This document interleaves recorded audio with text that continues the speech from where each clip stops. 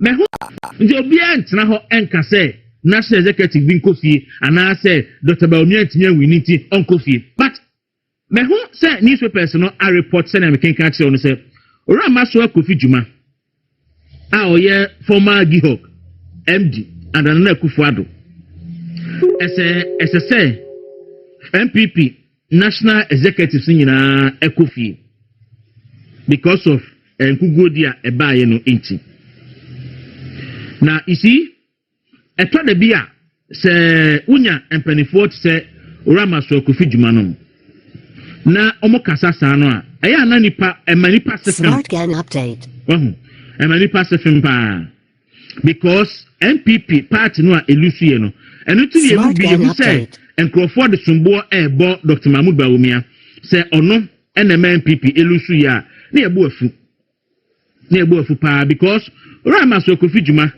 MPP defeat na buy no we don't free mo enye we are one of the major elements, major causes of the MPP defeat. You know why? Gihok MPP ba power edora Masokofi Juma eko Gihok no you say transformation aba you say na changes e koso na e kofem na enkrofo shase kan say ora Kofi Juma kra no na ontiapo ntimi nkwa adwuma enti ankayama ne nchanchen na obi ento adwuma no so. In fact, there was even a policy by government say obi a wanya 60 years bia no enso de company ebesisa no sa policy no enema Henry Kabra Kokofu ekofie sa policy no enema Edward Boatin ekofie sa policy no enema Ambrosere no ene enipa bi atisa nyina ekofie because no mo 60 years ba eka Kofi Juma ewo office na Kofi Juma ntiapo obi ahu se na ora maso Kofi Juma na oyare eti ontimi nkwa adwuma eti Gihok taking those dive and ekofem but still not wo. So the propaganda is that not say any mampeni timi nyinadi and ono ansu so yare a ono so ntimi nkwa adwuma but not there are people are competent enough and no betimi occupy some position no e deliver no mo dey aboa MPP aban let me akoso but Kofi Juma kept that position for himself. He kept that position. In fact, the former Ashanti regional organizer your friend said Ejenim Boatin a former Ashanti regional organizer 2020 elections Ejenim Boatin Yamani role to play in the Ashanti region for the campaign. Ejenim Boatin ko Kumase ekoye campaign edi bebo so me nso so oba ye no na ura Kofi Juma am an indefinite suspension. Mutiani yo ura Ejenim Boatin Daniel Ejenim Boatin oya former Ashanti regional organizer ye beto aba no NPP Smart Gang party no update ema na dwuma so nkoye wa Asante mantemu okoye se adwuma no eto abawie ya oba no staff Gihok oba ye no na ura Kofi Juma ama no am suspend no indefinitely. It's indefinite suspension no ya lieutenant MPP defeat power. But today ura Kofi Juma etwa ne ho na or accuse MPP national executive say Kofi. They should stop doing those things because they are part of the reasons here MPP echo position. Ura Kofi Juma why mayor why MP why Kofi no asa fa Gihok car ko na no be enye oba bi ase na e be che say wa fa Gihok car say wato na wan to Gihok car dey BC one to Gihok car e dien NBC ento munya sa ne ma no nti obi antena ho enka say national executive bin Kofi ana say Dr. Bawumia ntimi winiti on Kofi ne ekoso nyina party for nim obia party for no feel say wan nyina adwuma yi so Kofi no party for nim mo ide adwuma share mo nsa no kwa mo fa so bo mo bra nyina party for nim enombe tuo bia adwuma ka sene na adwuma etie national executive ohoi na oye adwuma omunim na wanya adwuma omunim because party for no omoti omo hwe it doesn't lie in the mouth of Kofi Juma na until who can and who will go home or who should go home. The party will determine by itself and the party will determine itself. Ni awaye adwuma no party for no bebo na baso ni awanya adwuma no party for no emana Kofi. Simple as that.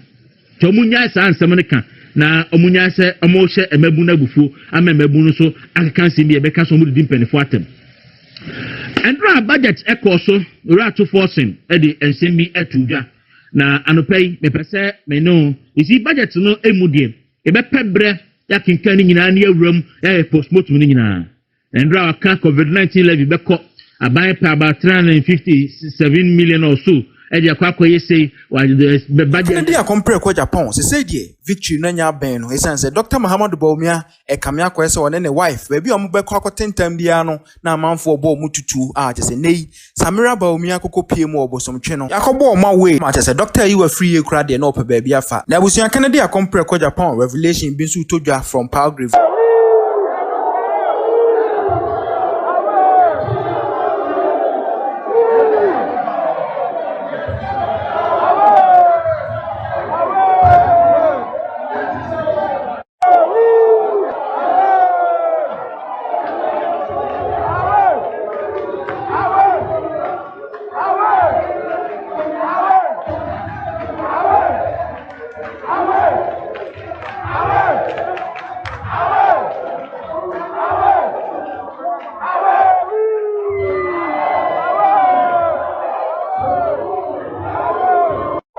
But why did you decide to join Ken and his team? I mean, we have other teams there. What really did you see about Ken that you had to join him? So I think that Ken for me represents a true Ghanaian and who a Ghanaian is. Ken's story is very inspiring. He's a young man who was born in Asindompem to very, very simple Ghanaians. Went through the thick and thin, sixth form, A-level, passed to Adesado College, went to Winneba, started entrepreneurial work at a very tender age on the streets of Accra, hawking, selling, pioneering to go to Germany, Europe, where he worked, later on going to the US. And of course, there are many people who have had this trajectory of life in terms of people who have either relocated for greener pastures or for some endeavors. Smart Ghana update. But Ken's story is extremely unique. He comes back to the shores of Ghana in the 80s to Smart Ghana join update. the Dombo Buzia tradition at this very foundation with Professor Edu Boahin and Michael Quay, The verdict. Kufuado, John Agyapong Kufuor, J.H. Mensah, Hackman Osu Ajamain. I mean, all the names that you can think of, Banredu and all of that. And at the time when we were doing the culture of silence, you recall that Roku Bobre began this Radio Eye, which gave you and I an opportunity now to sit here maybe 35 years afterwards to say that we are part of the governance process in terms of the fourth realm of the estate. And so Ken has been a very sacrificial person. He's lived his life outwardly for people.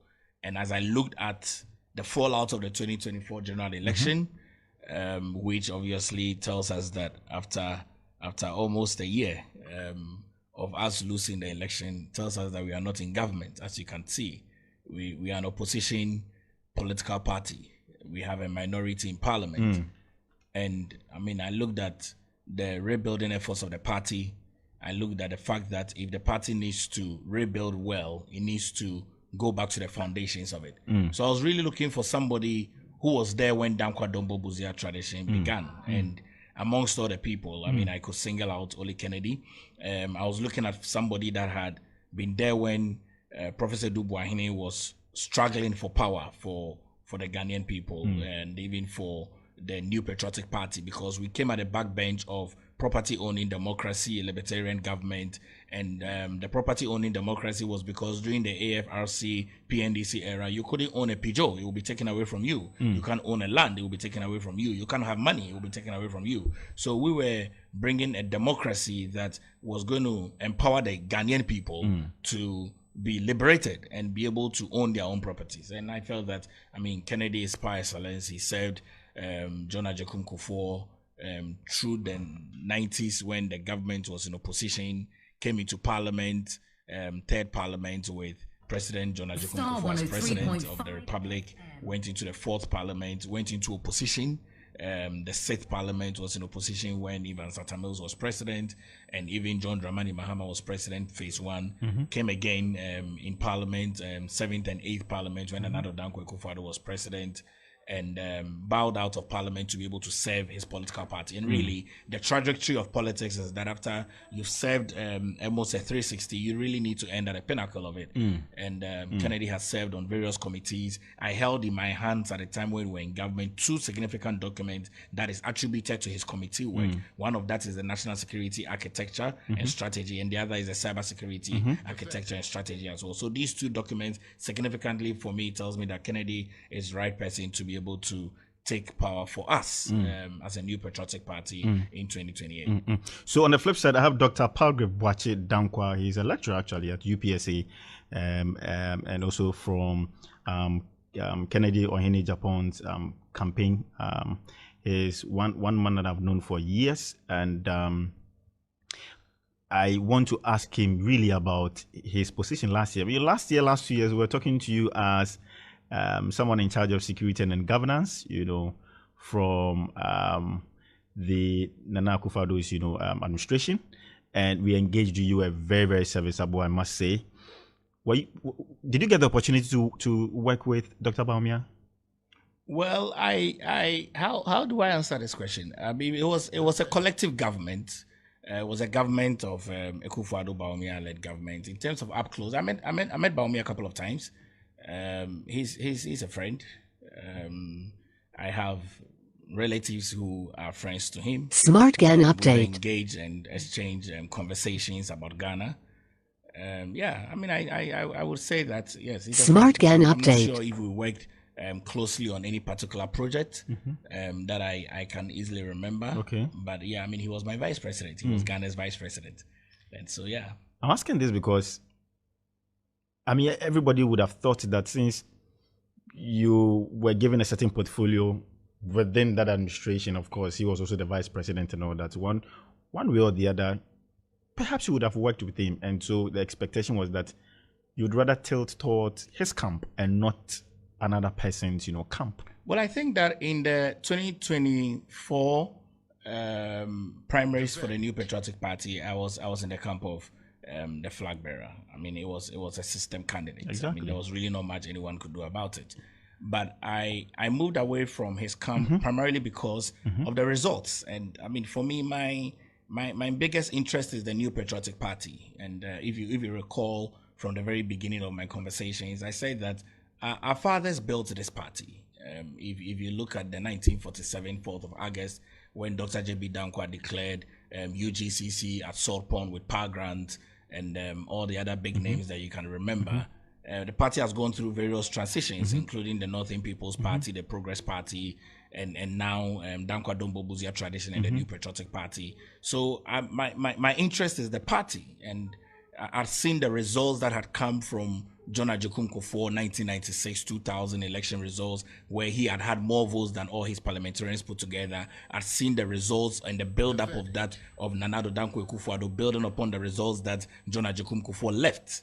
Okay, and I've seen the voter margin that Nana Dankwa Akufo-Addo had left to Mahmoud Bawumia, which was a 6.7 million votes. Mahmoud went into an election and gave a result of about 4 million. I mean, he had the lowest results in the flag bearership election of the New Patriotic Party and in Ghana. And his parliamentarians had more votes than he did. His parliamentarians had about 5.2 million votes than he did. So I looked at it and I was like, no, we need to be able to recapture power, and we need to recapture power almost immediately. We cannot stay in opposition for a very long time. You are aware of what we're going through as a country now, and I mean, this is not a platform to be able to discuss that, but I have serious concerns about security in this country under the governance of John Dramani Mahama. We'll talk about all of that. Yeah, absolutely. We'll do that. But I looked at that and I said that, I mean, as a young person who wants continuity in politics, who does not want to stay in opposition for a very long time, we need to be able to bring a candidate that the Ghanaian people themselves want. Are you disloyal? Not at all. I mean, I don't think that, I think that the question of loyalty is overly rated. I'm loyal to the New Patriotic Party. Okay, and my loyalty is to the Elephant Party, and that's what it is.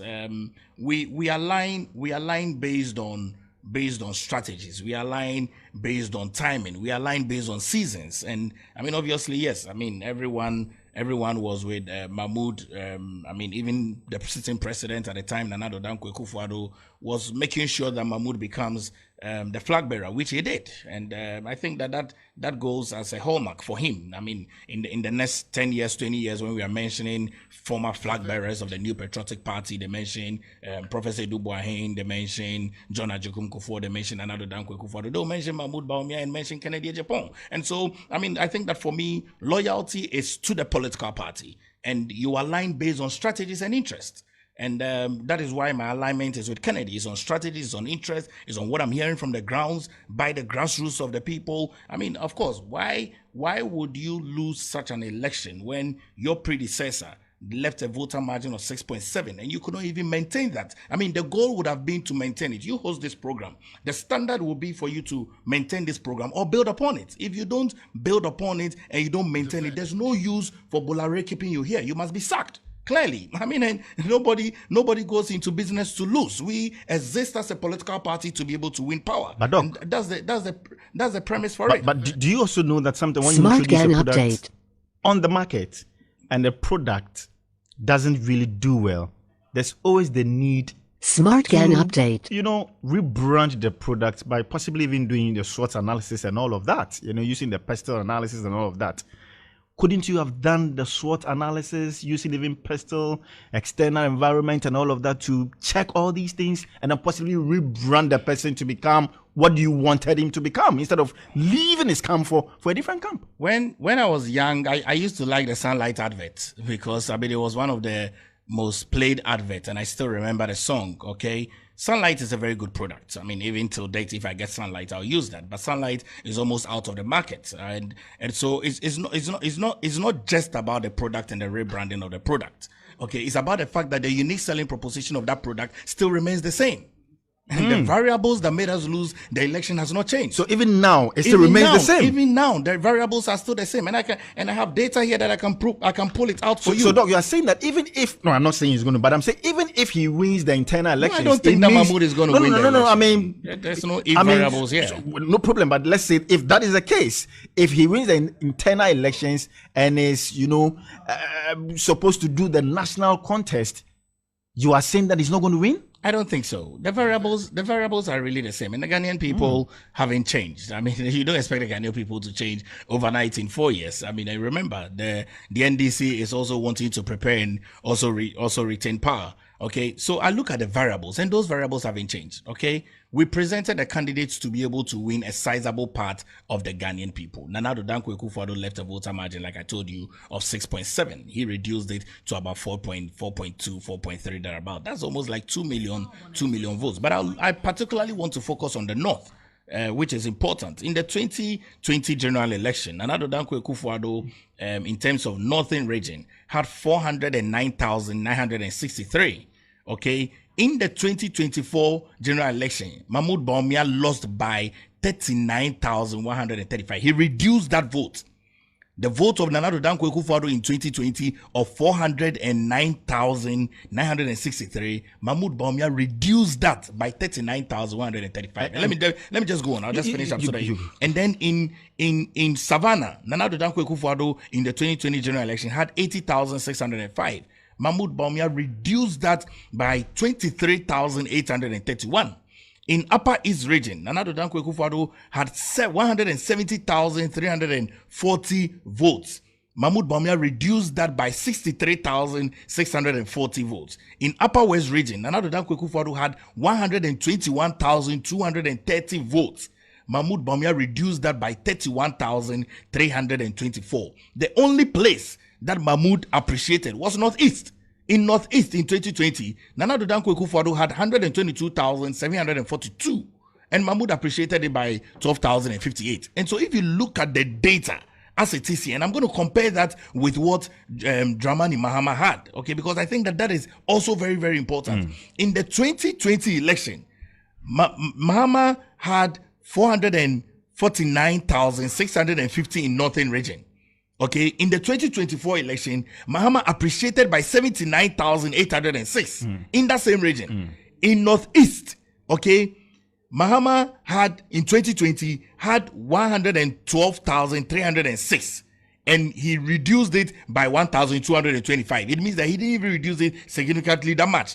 In Savannah, okay, Mahama had 138,001. In Upper East region in 2020, Mahama had 322,317. And in 2024, Mahama appreciated the Upper East region votes by an extra 39,280.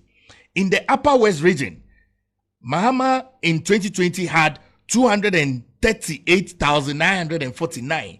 And in the 2024 election, he appreciated it by 3,903. So if you look at this data alone, it tells you that the variables are still the same. And so it's not really about, it tells you that, look, Nana Dankwa Akufo-Addo, okay, as a Southerner, performed more than one who comes from that 5 northern region. So the variables are still the same, okay? And it clearly tells me that for me, if the New Patriotic Party is really very serious about recapturing power Smart in Gang 2028, update. we need to be able to bring a candidate that the Ghanaian people have not tested yet. When we need to be able to test that variable, which Smart is why for Gang me, I feel update. that, I mean, it has to be Kennedy today, it has to be Kennedy tomorrow, it has to be Kennedy the next day. Because, I mean, he's the person that can be able to give us that vote that we need and be able to bring a competitive edge. The things that Kennedy is bringing on board, okay, you look at it. We sat in this country. John Dramani Mahama of the NDC campaigned on Nkokon Ketenkete. And I sit in my home on my dining table and I say, Nkokon Ketenkete won an election for the NDC. It wasn't a good policy enough. It wasn't a good, formulator of policy enough for him to have won. Of Using course. the Nkokon Ketenkete. Of It was course. very traditional, very local. People could relate to it. Of course. It wasn't good enough. Of course. Dr. Pargrave. What The- are you trying to insinuate? What I'm driving at Yes. is the fact that Nkokon Ketenkete was good enough to win an election. Exactly. That's what I mean. Yes. And so It was it's very not- relatable. Of course. Yes. So it's not the high rising things. That's what I mean. Kennedy says he will create jobs. It's the simple things that the Ghanaian people want. Dr. Kwame Nkrumah, who was our premier president in this country, told us that if he thought that the Ghanaian people needed bread and milk and butter, he would not have been building skyrocketing things. What didn't the New Patriotic Party do? The 2024 general election was not an election that we should have lost with all the work that Nana Dankwa Akufo-Addo had done. But it clearly tells you, if Nkokon Ketenkete could come and override all the things that we had done, it tells you that we should bring things that the Ghanaian people can relate to. With all the economic, policies he had shared with us. Everything that we had done, all the successes that we have chalked at a country, okay, under the New Patriotic Party, that could not retain as power. Nkokon Ketenkete, for somebody who had been in opposition for 8 years, used Nkokon Ketenkete, those chicken, scroll slowly to Jubilee House. Today, as I speak to you, Nkokon Ketenkete is at Jubilee House. But all the brilliant ideas that we had could not give us Jubilee House. And that's what we want. We want to be able to go to Jubilee House. So we must bring a competitive policy. But I'm sorry to also bring back the rebranding thing. And I was thinking that was when you could have actually sat down as a team to rebrand this person. And again, I'm shocked that you are sharing this information as if Dr. Bawumia was the sole reason for your loss. Ike, let me ask you a simple question. Which is quite unfortunate. I've even cited the report. I mean, I'll give you some time to. Feel free because it's going to be a heavy night. So you can do more if you want to. Oh no, it will be a heavy night. I drink in bits. I drink in bits. Guys, so join us live on Facebook, Star 103.5 FM. And of course, you can also send in some messages or your messages to be read right here on this platform, 055-288-0216, 055-288-0216, or 0535-183317. That's the conversation. And I have a surprise for you tonight before the show ends. I have a big surprise for you. I'm just telling you, even though it's a surprise, but I've told you. Okay. And the surprise is going to be a conversation. That's fine. I'm disappointed. No, I'm not at all. Not at all. I mean, I'm a very simple man. Everyone who knows me is aware that I'm a very simple man. You know, I really wanted to exhaust, that part of the conversation. Then we'll come back to you and then some other, national issues, and then we'll wrap it up. But Smart Gang this is my update. expectation. I was expecting that, by now you would have rebranded the person. And again, not to also say that Dr. Smart Gang Bawumia was the update. sole reason for your loss. And when people say that, I get a bit worried, because I'm sure some other factors could have played, a role in your loss. And some people have even said that you didn't really handle governance that well. So Nana Akufo-Addo, his government was also a contributing factor. So I'm surprised you are here tonight just talking about Bawumia as if he was the only person who hadn't done something right and that the MPP, had lost the election. So how do you say? What do you say to this actually? What do you say to this? Ike, I love politics. I have studied politics for a while. And when you're a candidate, you come into an election with your strength. And that's really what you come into your election with. The one who was on the ballot was none other than the candidate of the New Patriotic Party. If he had won the election, this conversation you will not tell me. You would have said that he won on his own merit. I'm not sure you would have even mentioned the works that Nana Dankwa Akufo-Addo had done. We would have. No, but I'm telling you that I look at candidates. Okay, John Dramani Mahama had not done anything, but the Ghanaian people voted for him. Are you kidding me? No, of course. He was brought back again because of the works perhaps he had done, some interchanges he had done, and some other facilities he had built, and all of that. But for you to say that he didn't do anything, I'm just giving you a background. Right. Mahama was in opposition for 8 years, so very confidently, the works of Nana Dankwa Akufo-Addo should make everybody forget what Mahama had done in terms of 8 years. Unfortunately, that wasn't the case. Just put it in a scenario, yes. Okay? When he was campaigning, he was not campaigning on the things that he had done from 2008 with Ivan Sata Mills and the thing that he had done from 2012 to 2016. He brought fresh ideas. He said in Kokon Kitinkiti, he said 24-hour economy. Of course, he needed to bring something fresh. But again, somehow also reminded us of what he had done. Of course. A few of them. Of course. But people wanted to look at Nkokon Kitinkiti.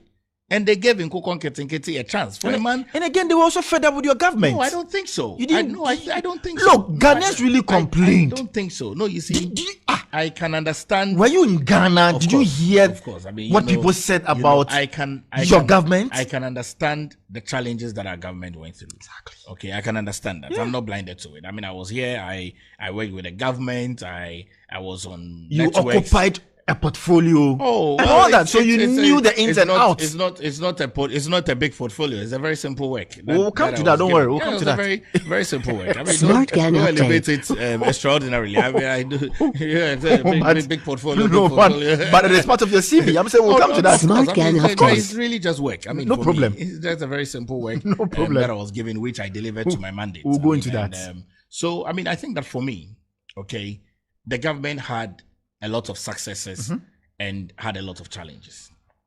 Nana Dankwa Akufo-Addo's government from 2017 to 2024 had almost a sandwich challenge. And the first was COVID-19. And no one can be blinded to that. You can't do politics with COVID-19 because I'm a survivor of COVID-19. On the 6th of January 2021, I couldn't breathe. I ended up at Ridge Hospital and I was there for 30 days. Up to now, people don't really believe that this COVID-19 thing was real. No, it was real. My stories are online. So you are a testimony. Of course. Even this week, I met one of my doctors who welcomed me at Ridge Hospital, Dr. Nina. She welcomed me, embraced me. They brought some oxygen. I was dying. Interesting. How you say, like today, maybe you'll be celebrating 5 years of my death or 4 years. 4 years of my death. You understand? I would have died. And it would be sad to die. Especially when you have a lot of things in you. Yeah. Because I don't think that my mandate is done yet. But anyway, I'm grateful to God that I'm here. But and also we had the challenge of Russia's invasion of Ukraine. These are things you can do politics with. But Nana Addo stood his grounds and was able to stabilize the Ghanaian economy. When we were on lockdown for a long time, people were paid when they stayed home. It's never happened anywhere before. This is not a country of milk and honey on the streets. We worked hard. Frontline workers were paid double salaries. You know that. Okay, so we cannot clearly say, of course, I understand that when we went through the economic challenges, the DDEP was a very, very unpopular work, but we had to do it. And we have explained it over and over again. We have said our sorries for the challenges and the difficulties that we had gone through. Of course, we did not anticipate that COVID was going to come, and so we had gone to the Eurobond a lot of times to do a lot of borrowing and all of that. I mean, all of those things happened in the government, and so we had very precarious challenges, but we chalked a lot of successes, which, of course, if the candidate was good, okay, you can build upon those successes and be able to explain to the electorate that I appreciate the challenges that we went through, and I am part of the processes that we went through, but I can assure you that we are coming out of it. And so for me, I look at it, no matter how you rebrand, no matter how, I mean, like I said, I like Sunlight. If Sunlight comes back again after 20 years, I'll still use it. I like Brilliant. I mean, those were the soaps. I like Key Soap, of course. I like Key Soap with a key on it. I mean, many years ago, it wasn't in a rubber. I think that now they've started doing Key Soap in a rubber and all of that. There's that top packaging, of course, and all that. So for me, I mean, I don't think that I expected you to do same. Actually, no, I don't think so. I think that the factors. I think that the factors. But it's fine. No, I think you made it so clear, so it's fine. And I think that the factors for me are very clear. I've looked at Kennedy. I've studied Kennedy. He's been a very viable voice, a very credible voice. He's been a very consistent voice. He's been extremely passionate about Ghana. I see it. I hear it. I see his investments in Ghana. I see the fact that he's homemade. Kennedy is homemade. And there are very few people who have wealth that want to use their money to serve their people. He's building the cardio center at 37 Military Hospital. And I said it earlier on that there's not a single president from President Nkrumah that has ever built anything from his personal money. Name it, from President Nkrumah to Buzia. Name it, nobody. Kotoka, nobody.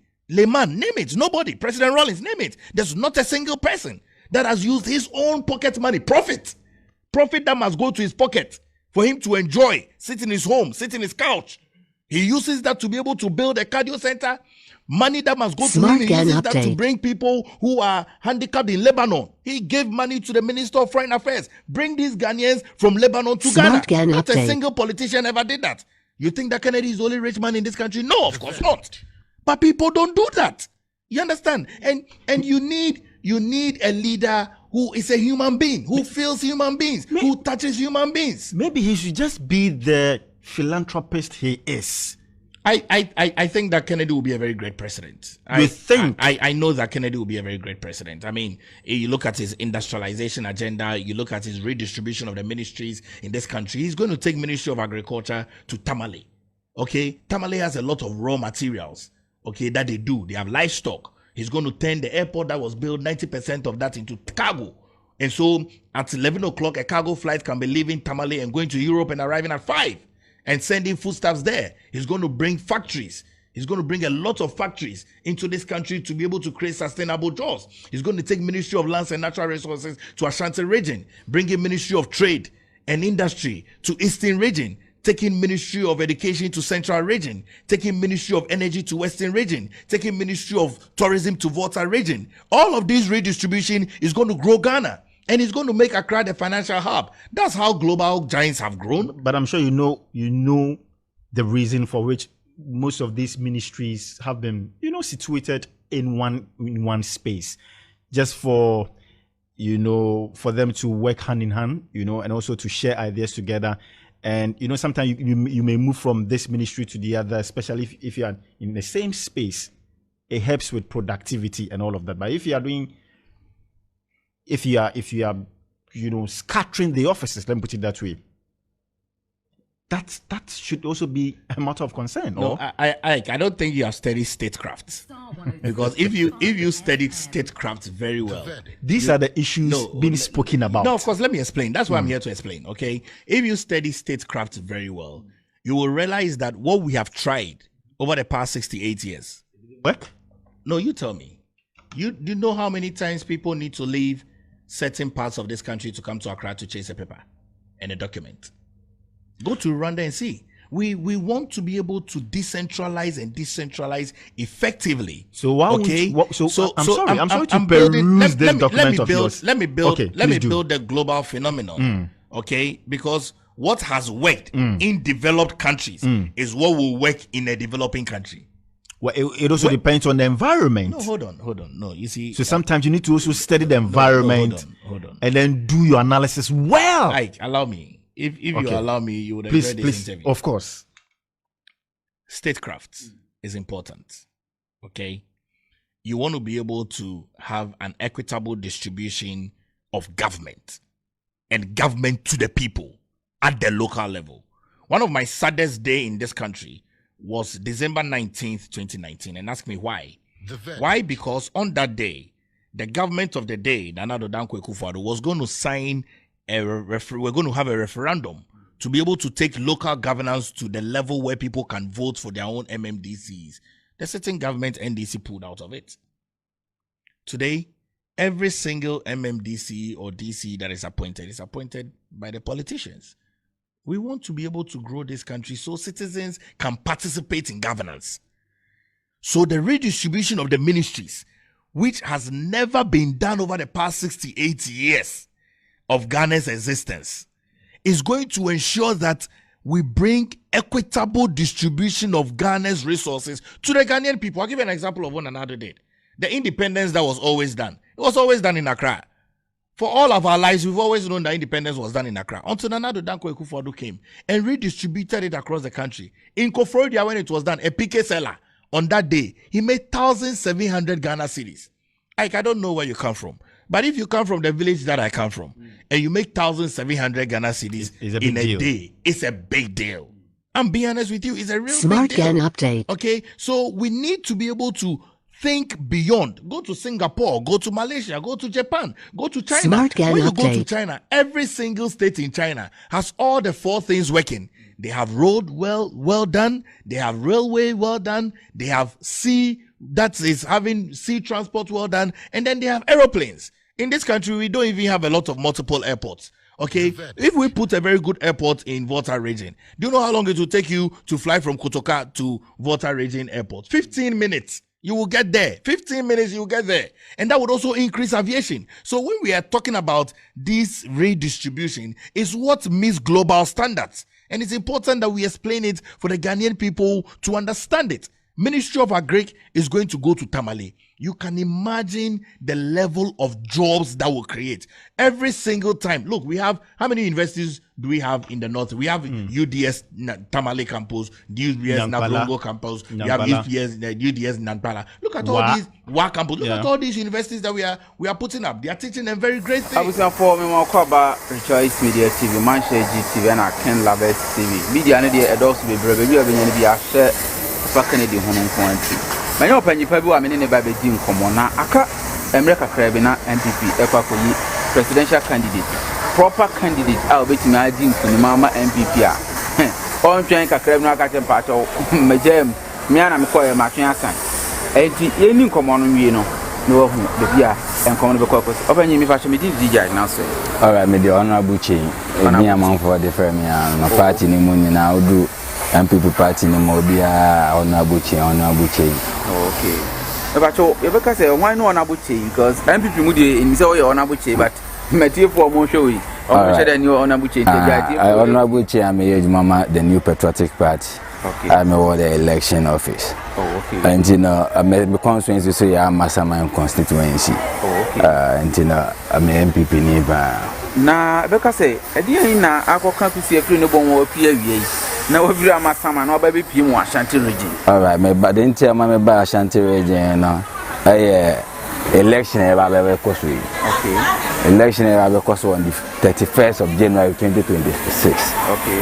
Ni nyina party no. The reason why Mama Baha ni yewura Canada Agyapong. Okay. Ntina Mama ba santiman mu. Na me ba santiman mu a ye baba ba hwe say nyema ye tutu e de aye election no be bia akoso bokwa na say enkoso ye. Na me ba ye no me hu nyema bebre mesre the election committee or more national say bibia candidate the 5 aspirant candidate for no obia be raise concern e de abano munjintum no monfanye aduma because me ba me hu 1 or 2 things bia wo album ni ma sebe enkoye Okay, Ashanti region ha. Okay. Enkoyi kra. It is saying say GBA from our own show one say hey amanfo din nim. Yes, me hwem a ebi mu kra wuwu but me anon de metiase omo wuwu no. I think say the election committee for nama IT for na direction say omo wuwu no muntimi ma yen identify om. Okay. Yen fa ida say stamp ana ink bi nto omo so. I say wewu endi no sebe constituency no wo mu no omo kwakoto aba na sa ni bako no wewu a ontimi nto aba. Ana je obi di ni din ba omo hu say oh yes wewu okay. Ana 2 ye ema mi sen hu no obi wo okra na 2023 abo na ede to aba no eno ana yesan ba use di ato aba na obi a no nye delegate ba me ba Ashanti region han me hu say obi wa 2023 no nka abo no but me ba en me ba hu say sa nipa ko amafo ebre o mu a no mo nka abo no but o ende ye de o ma sha abo ni eno ma be delegate eno ma ba be delegate omonye former CEO omonye former constituency executives we polling station asem na America. Okay. And the polling station, you know, be on count. I pay the about terminate the national media. Now that means Sabe, Nyama Nkoye. Me to say former constituency chairman for no. Omo kan we unyin say uncle for na we the police station executive. We the police station executives. Okay. Police station executives. Pa, me person me bobo omo e kwan da o dey meet me ambo. But say no me person no the election committee Yera Kennedy Agyapong eyom so mundi enimu no omo na me no mo kwakodi hu nkomo say me ba Ashanti region ana nyema amababa be hu nie okay enti no say etu wana mo okay go say ne ye kama mo ye kire mo constituency na ekosa na on be hu say da bia so mo koye ejuma no yi but ne ye no so ye petition kwakwakoto amomo hu say nyema no mo ye wo Ashanti region constituency ni bi no ye hu constituency ben pa na hwa sa anko for you doors pa constituency ya me ko menhia south abebre egum ye menhia south ya o ko wa bebre okay bebre gugugum obi wa ha on to 2023 on carbon no abon no onim okay but ye na baba be shim enti adentina ye na baba be shim me question na me de ma ye fence menhia south. Oh, okay. Constituency executives no. Na je say kro no yo boy de o ma nya mo. Wunyi say proxy na nko mo yo ma je say mo koto na mo de fa ho koye sa di. Proxy ni de wo mu say proxy no ye nyina na nka ye party for. But proxy no na juma bi on beso mu di ma one candidate.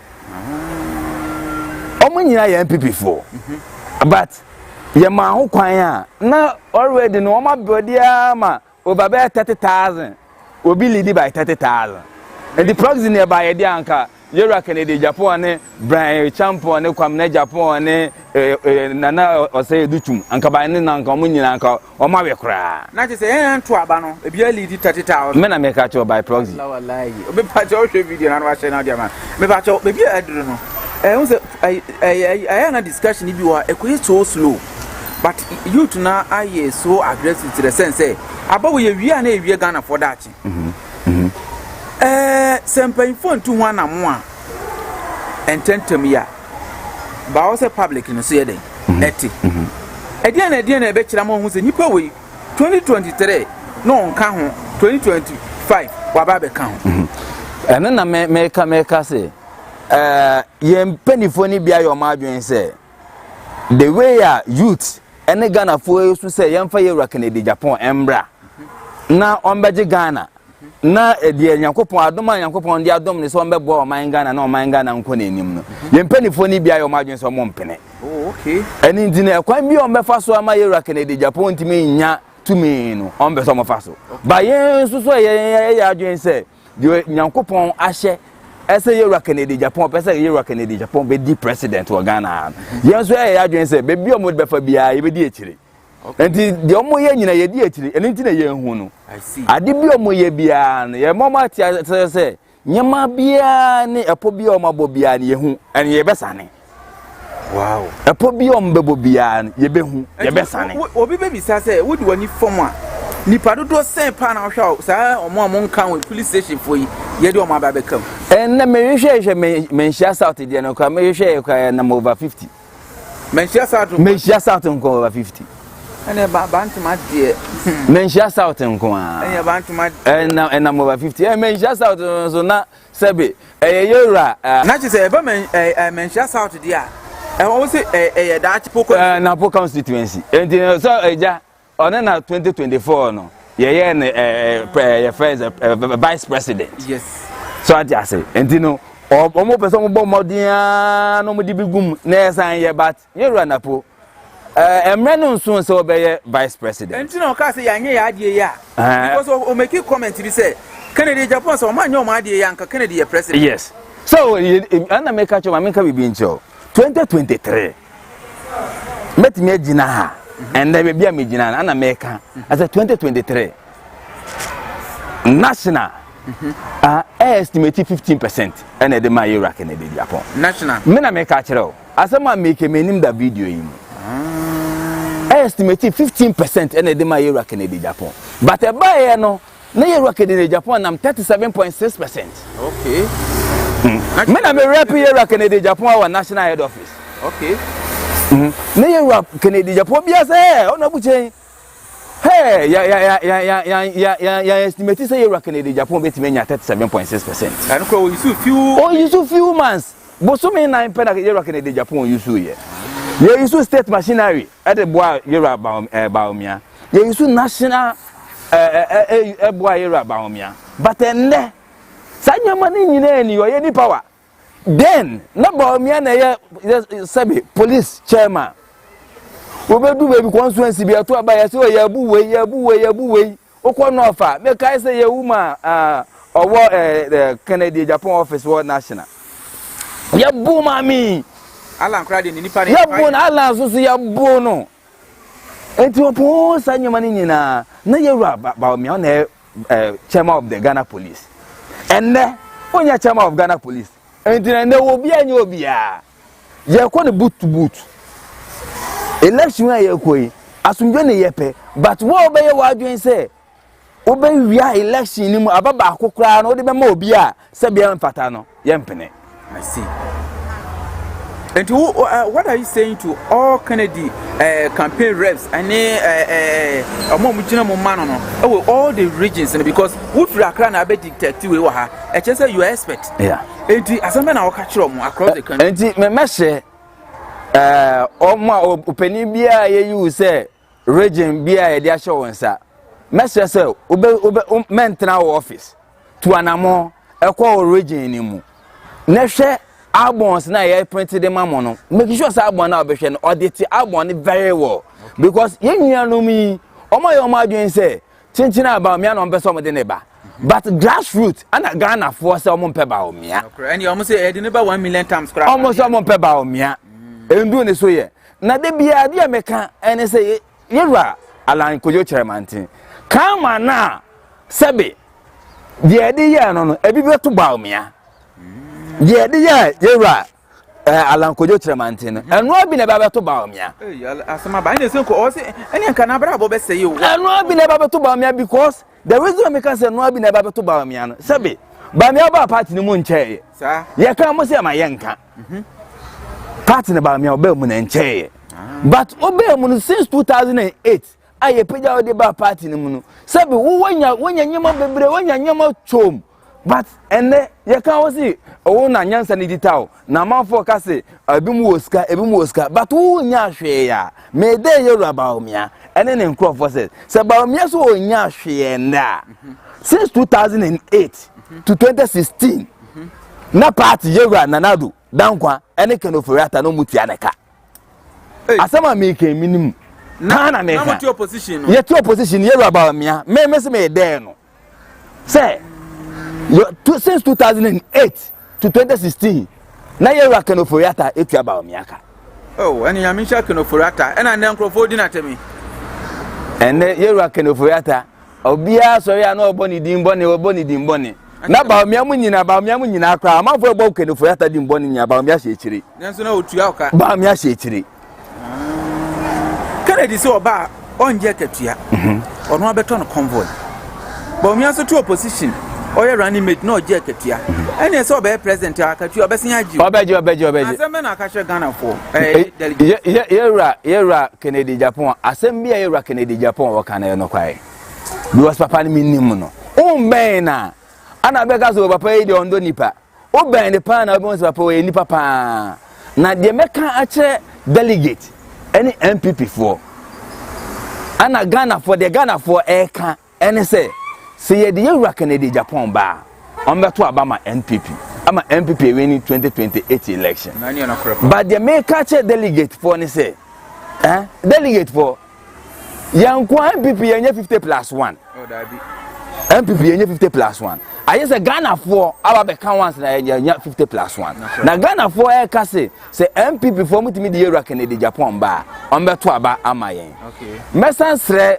polling station executives eno mo yi mo ho a chese mo yi adwuma ma yera Kennedy Japan mesra mo police station executives bia de media dia me de bia me ko be bia me kan say o de police station executive bia target nipa miensa ana nipa 9 okay e ma yera Kennedy Japan police station executive bia amfa nipa miensa okay o nipa police station executive no sanfa nipa miensa kan wa ba be yan wa 9 okay et we have for that means say we letter area near 15 ah.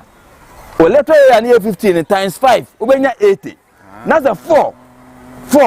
We 4 times 5 ah. On almost 60. No correct.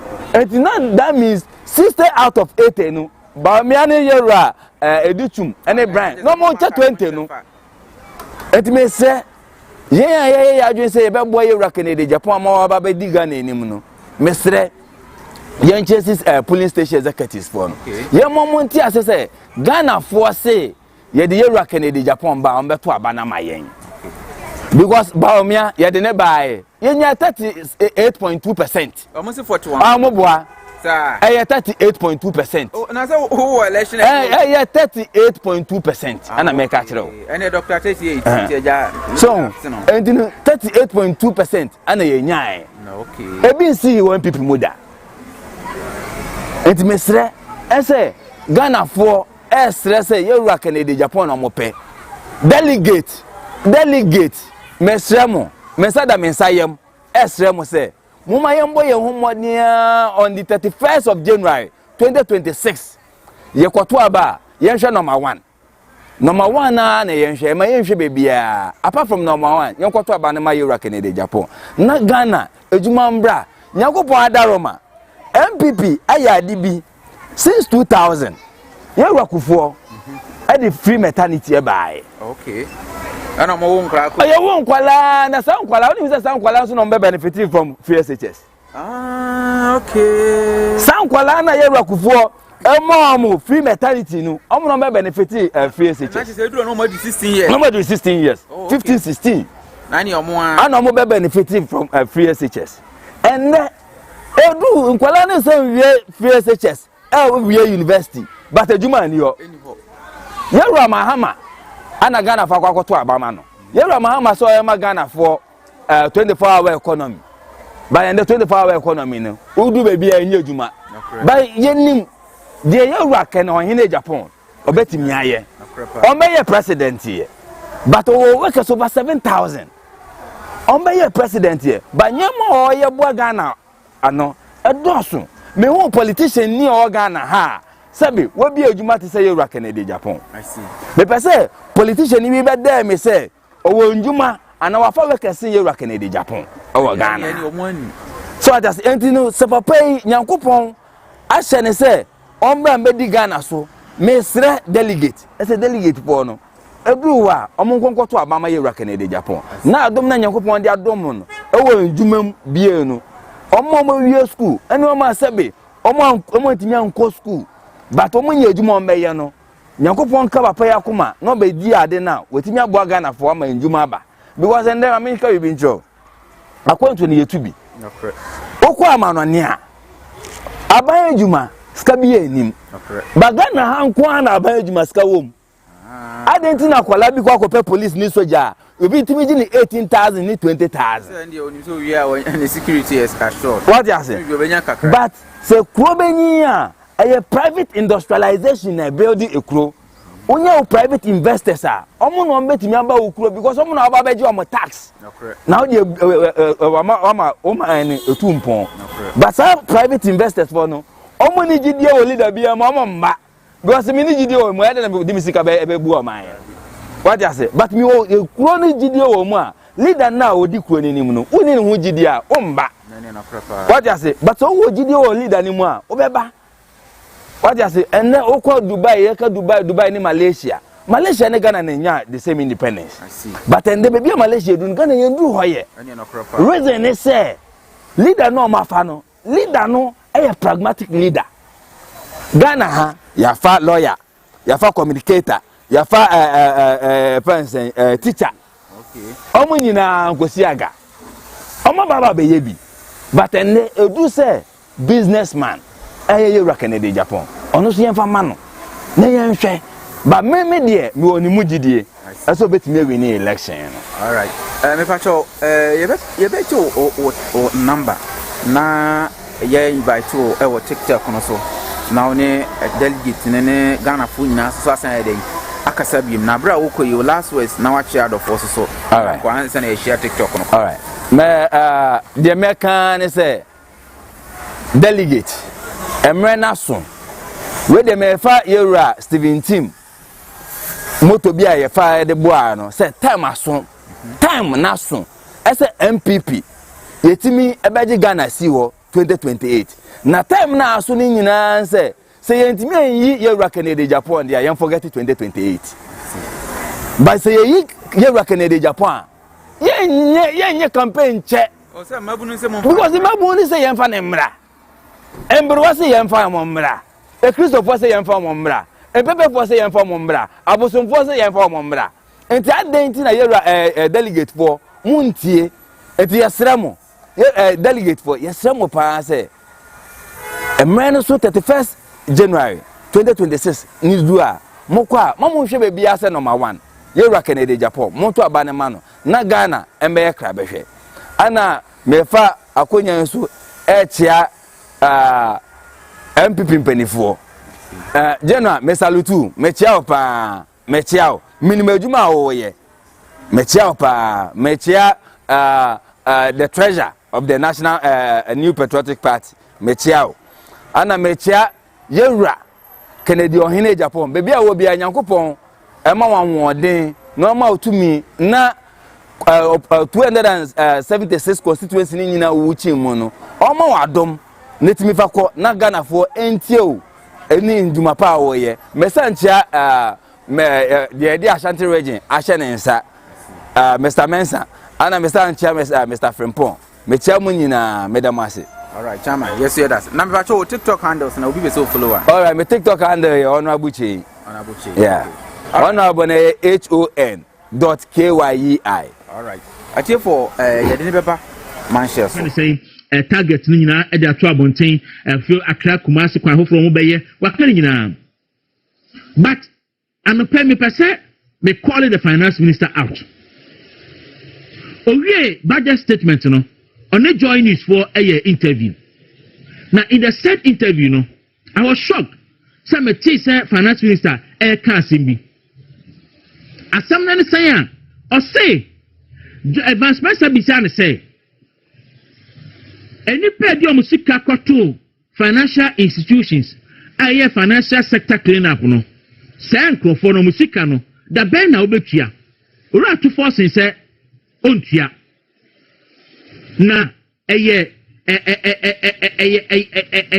bone kra se aban ebefa Ghana fosika e de atua saka no na aban atwa mu no na sanka kra mu de omun sakra ka so na sanka mu ma Bank of Ghana recover the assets of those institutions no de tua saka no and I was like really I had to force in kasa yi ana and then powerful I had to force and then the all catch say banking sector cleanup no and say aban etua sika no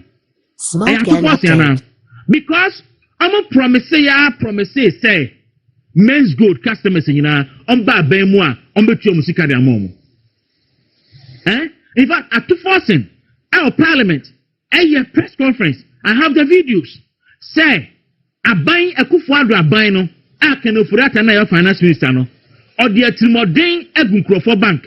Enti obia ne sika omu bia no, Aban no entua ne sika emfama no. Akufo-Addo Aban can say, Ora Dr. Esiama, ono na no deputy bank of governor. Na sa adwumadi ni nyina hye na se. No man Krofo banks eguye. Na ema deposit sika ekemu na esa bank sika in excess of about 23 billion editu omuka edu baby na ese abaluku about 30 billion eti adora asia ma akogina court okokwa on answer atofo ase mo ba aban mu no deputy bank of Ghana governor no na ogina asenibia na yedina asem no na ne nchen ono na aye in charge so ye recover sika no efri ono any bank owners ne nchen no magyan no Masaya appointed as governor of the Bank of Ghana. Ora before na oye owner of one of the banks oye NDC ni and into obaye no attorney general and na trademu aye coefficient 60-40 say for 40 kodi na for 60 bra say 60 no kran so watua say ontua ye we don't know. And today at saying at 2,000 can't Ghana for say and sasa ya di Ghana ban sika etua deposited sika and I'm saying wow Akufo-Addo ene Bawumia munyankopon so na Ghana for anka mu ansu a ombeka mu asre because NDC for eka kire ye say omo ba betua mka pacho fabra fa atofo se de screenshot ni di kan na owura Kofi Dwuma masro ya na mo ye nime bia mama nipa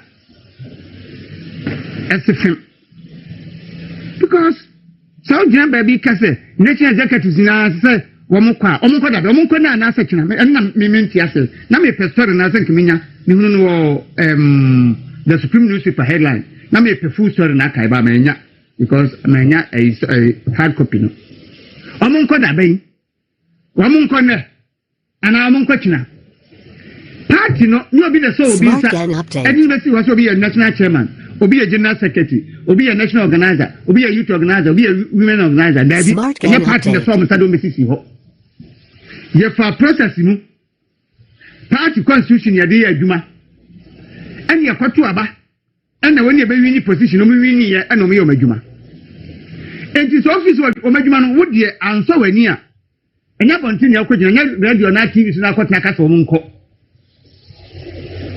kan ebetu aba because party no ye ni hihye bia o party no constitution no say ye yi national executives and regional executives and now say executives bia na say wo fi so wo mpa utumi do ano pam mo mfiri mu enye ye ye nya nsa enti nya botre na twen eni nti na nya me adma na say be sa akoto aba foforo na ye yi national executives emre no so a na de open wa koto ama na be national executive sabre ya wo na afia adwuma no so no enkotra ba bi nko kansem bia nko bu mo fa se wo de wo ye sent because okoya adwuma wo gihok na okoya adwuma wo ho no minim MPP madodo metumi ababo ntia be ka se owura Kofi Dwuma koya adwuma as managing director e wo gihok no ye ofaya adwuma na se nya bibi firi mu enti mo nyina mo ka ho bio party no lose 2024 election no munyina mo ka ho bi sebe na da working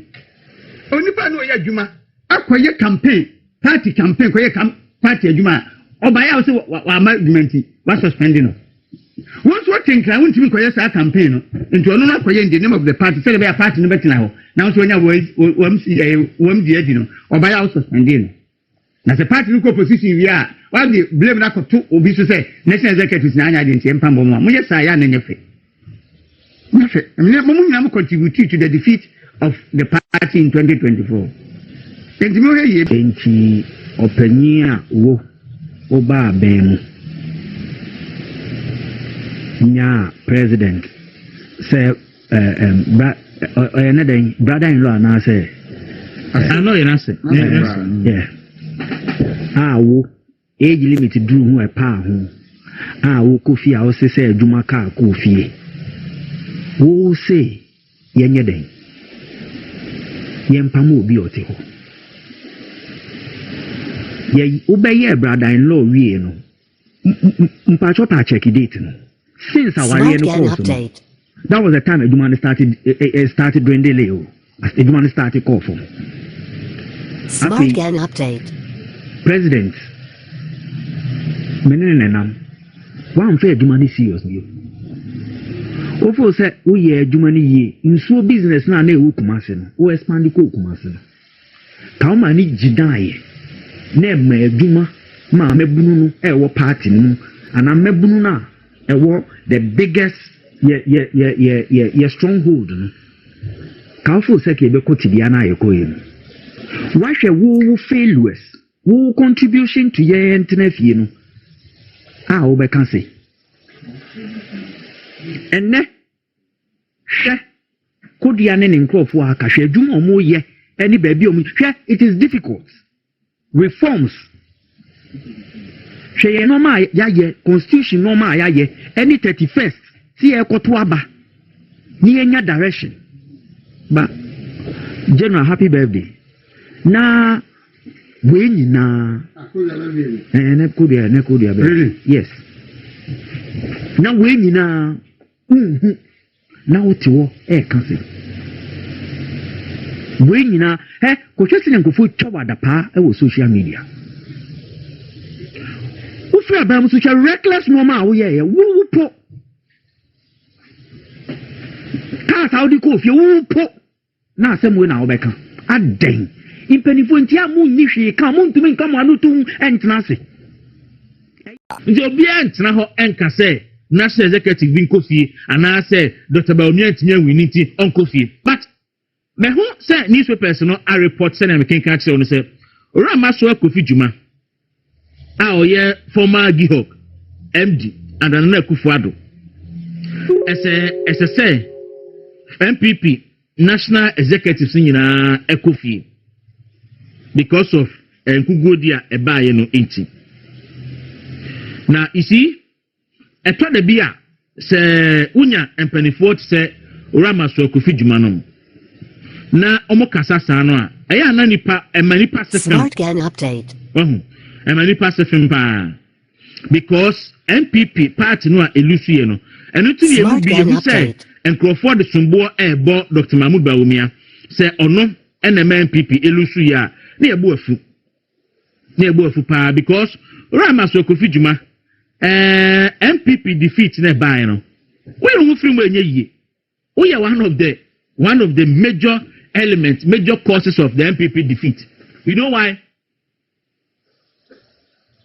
Gihok MPP by power Edora Masokofi Juma echo Gihok no you say transformation aba you say na changes e koso na e kofem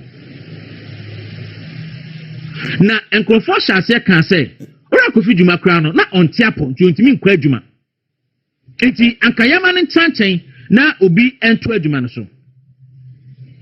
In fact there was even a policy by government say obi a wanya 60 years bia no enso de company ebesa no sa policy no enema Henry Kabra Kokofu ekofie sa policy no enema Edward Boatin ekofie sa policy no enema Ambrosere no ene enipa bi atsa nyina ekofie because no mo 60 years but eka Kofi Juma ewo office na Kofi Juma ntiapo obi ahu se na ora maso Kofi Juma na oyare teaching them agriculture. Why can't we use our land that we have in the 5 northern regions to be able to feed Ghana and feed Africa and feed the rest of the world? Why can't we send yam, fresh yam from Accra to London for people to buy it on that very day?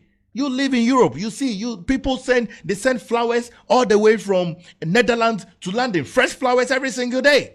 And so we are looking at how Ghana can become an export-driven country rather than an import-driven country. Ghana has always been dependent on imports, everyday imports. And we're not getting tired of that. We need to be able to drive it. Every single year, universities, I'm a lecturer, we graduate more than 300,000 plus people into the labor market. Labor market tells us that the labor union has a deficit of 500,000 people that are not employed every single year. This week, 140,000 people are starting national service. In a year, they'll be done. Those that were done, majority of them do not have jobs. And so every single time you have deficits of people who do not have jobs. And Kennedy is going to create sustainable jobs. Jobs. That's what's going to be important for us. We have 24-hour economy. We have Nkukon Kitenkete and all that. I'm sure there'll be some job creation for the youth. Right? You want me to talk about John Dramani Mahama?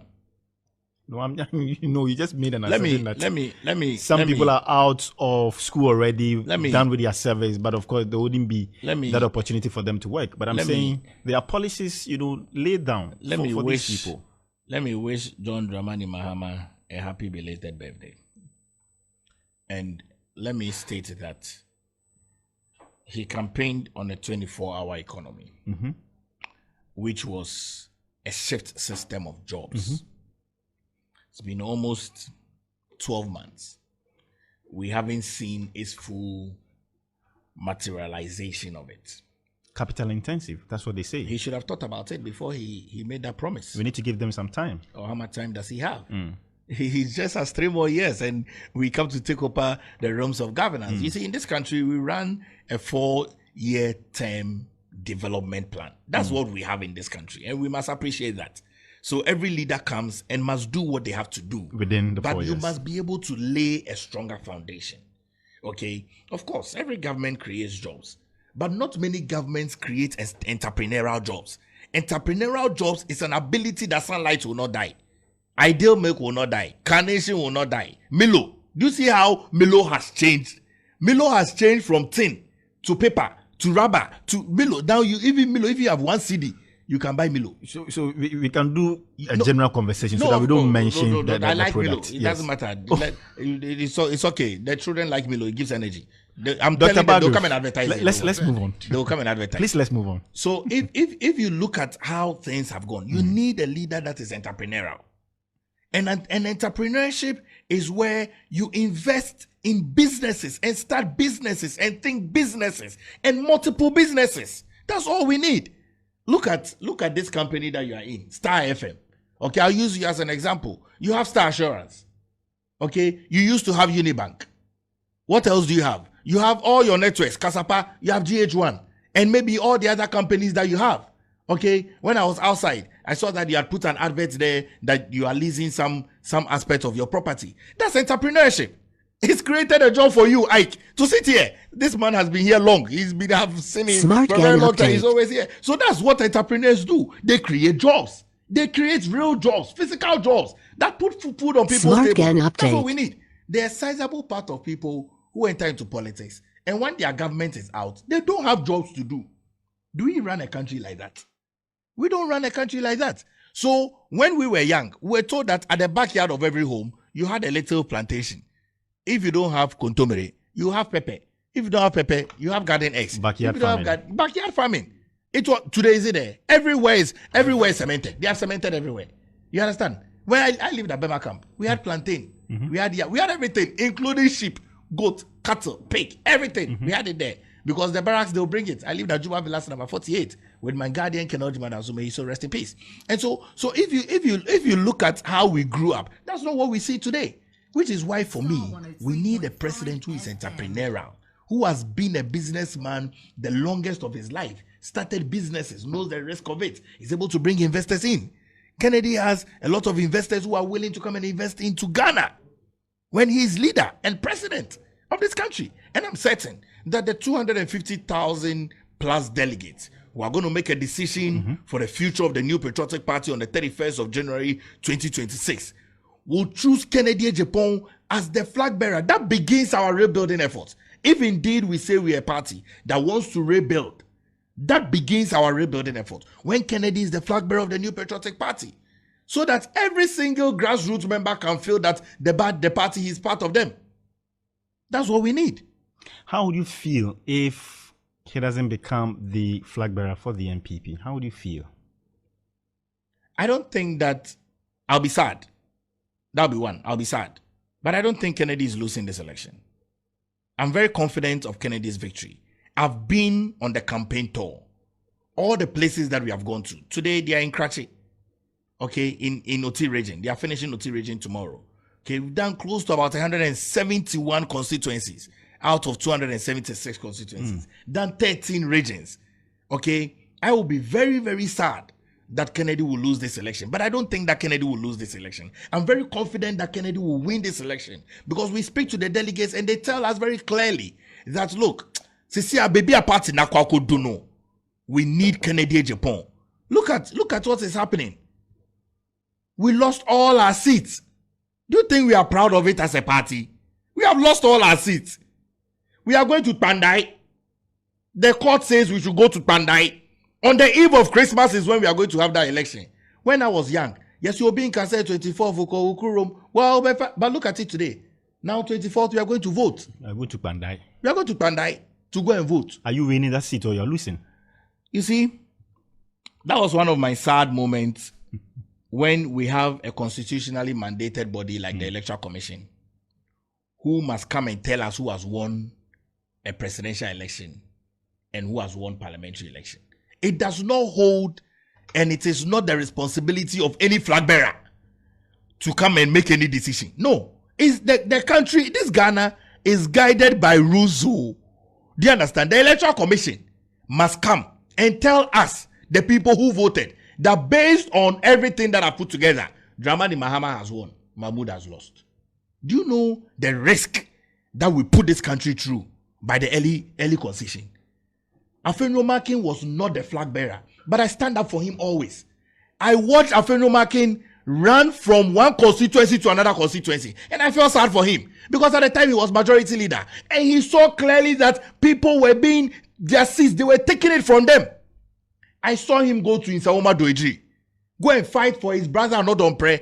In the end, they counted 3 times and brought it to Smart Tesano. Gang Update. He went to Okankwe Central. He went to Tema Central. He went to Ablekuma. There was not a single constituent. He even went to Akwetia. And on the Smart eve Gang Update. of the president swearing in on the 6th of January 2025, Afenyo Makin stood there and said, let's swear in andeskumi so that the court can deal with itself. You were there. You followed it.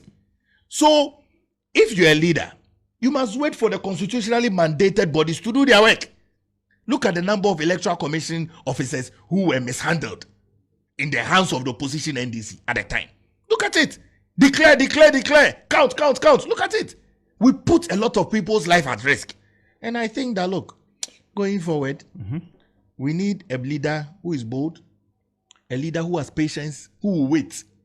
We have to wait for the Electoral Commission to come and tell us that the 2028 general election, based on all the results that have come from all 276 constituencies, I declare, and that's the Electoral Commissioner, whoever it is at that time, Kennedy Agyapong as President-elect of the Republic of Ghana. That is the right thing that must be done. Of course, elections have been done in this country from 1992, 1996, 2000, 2004, 2008, 2012, 2016, 2020, 2024. Elections have been done. We don't have these things happening.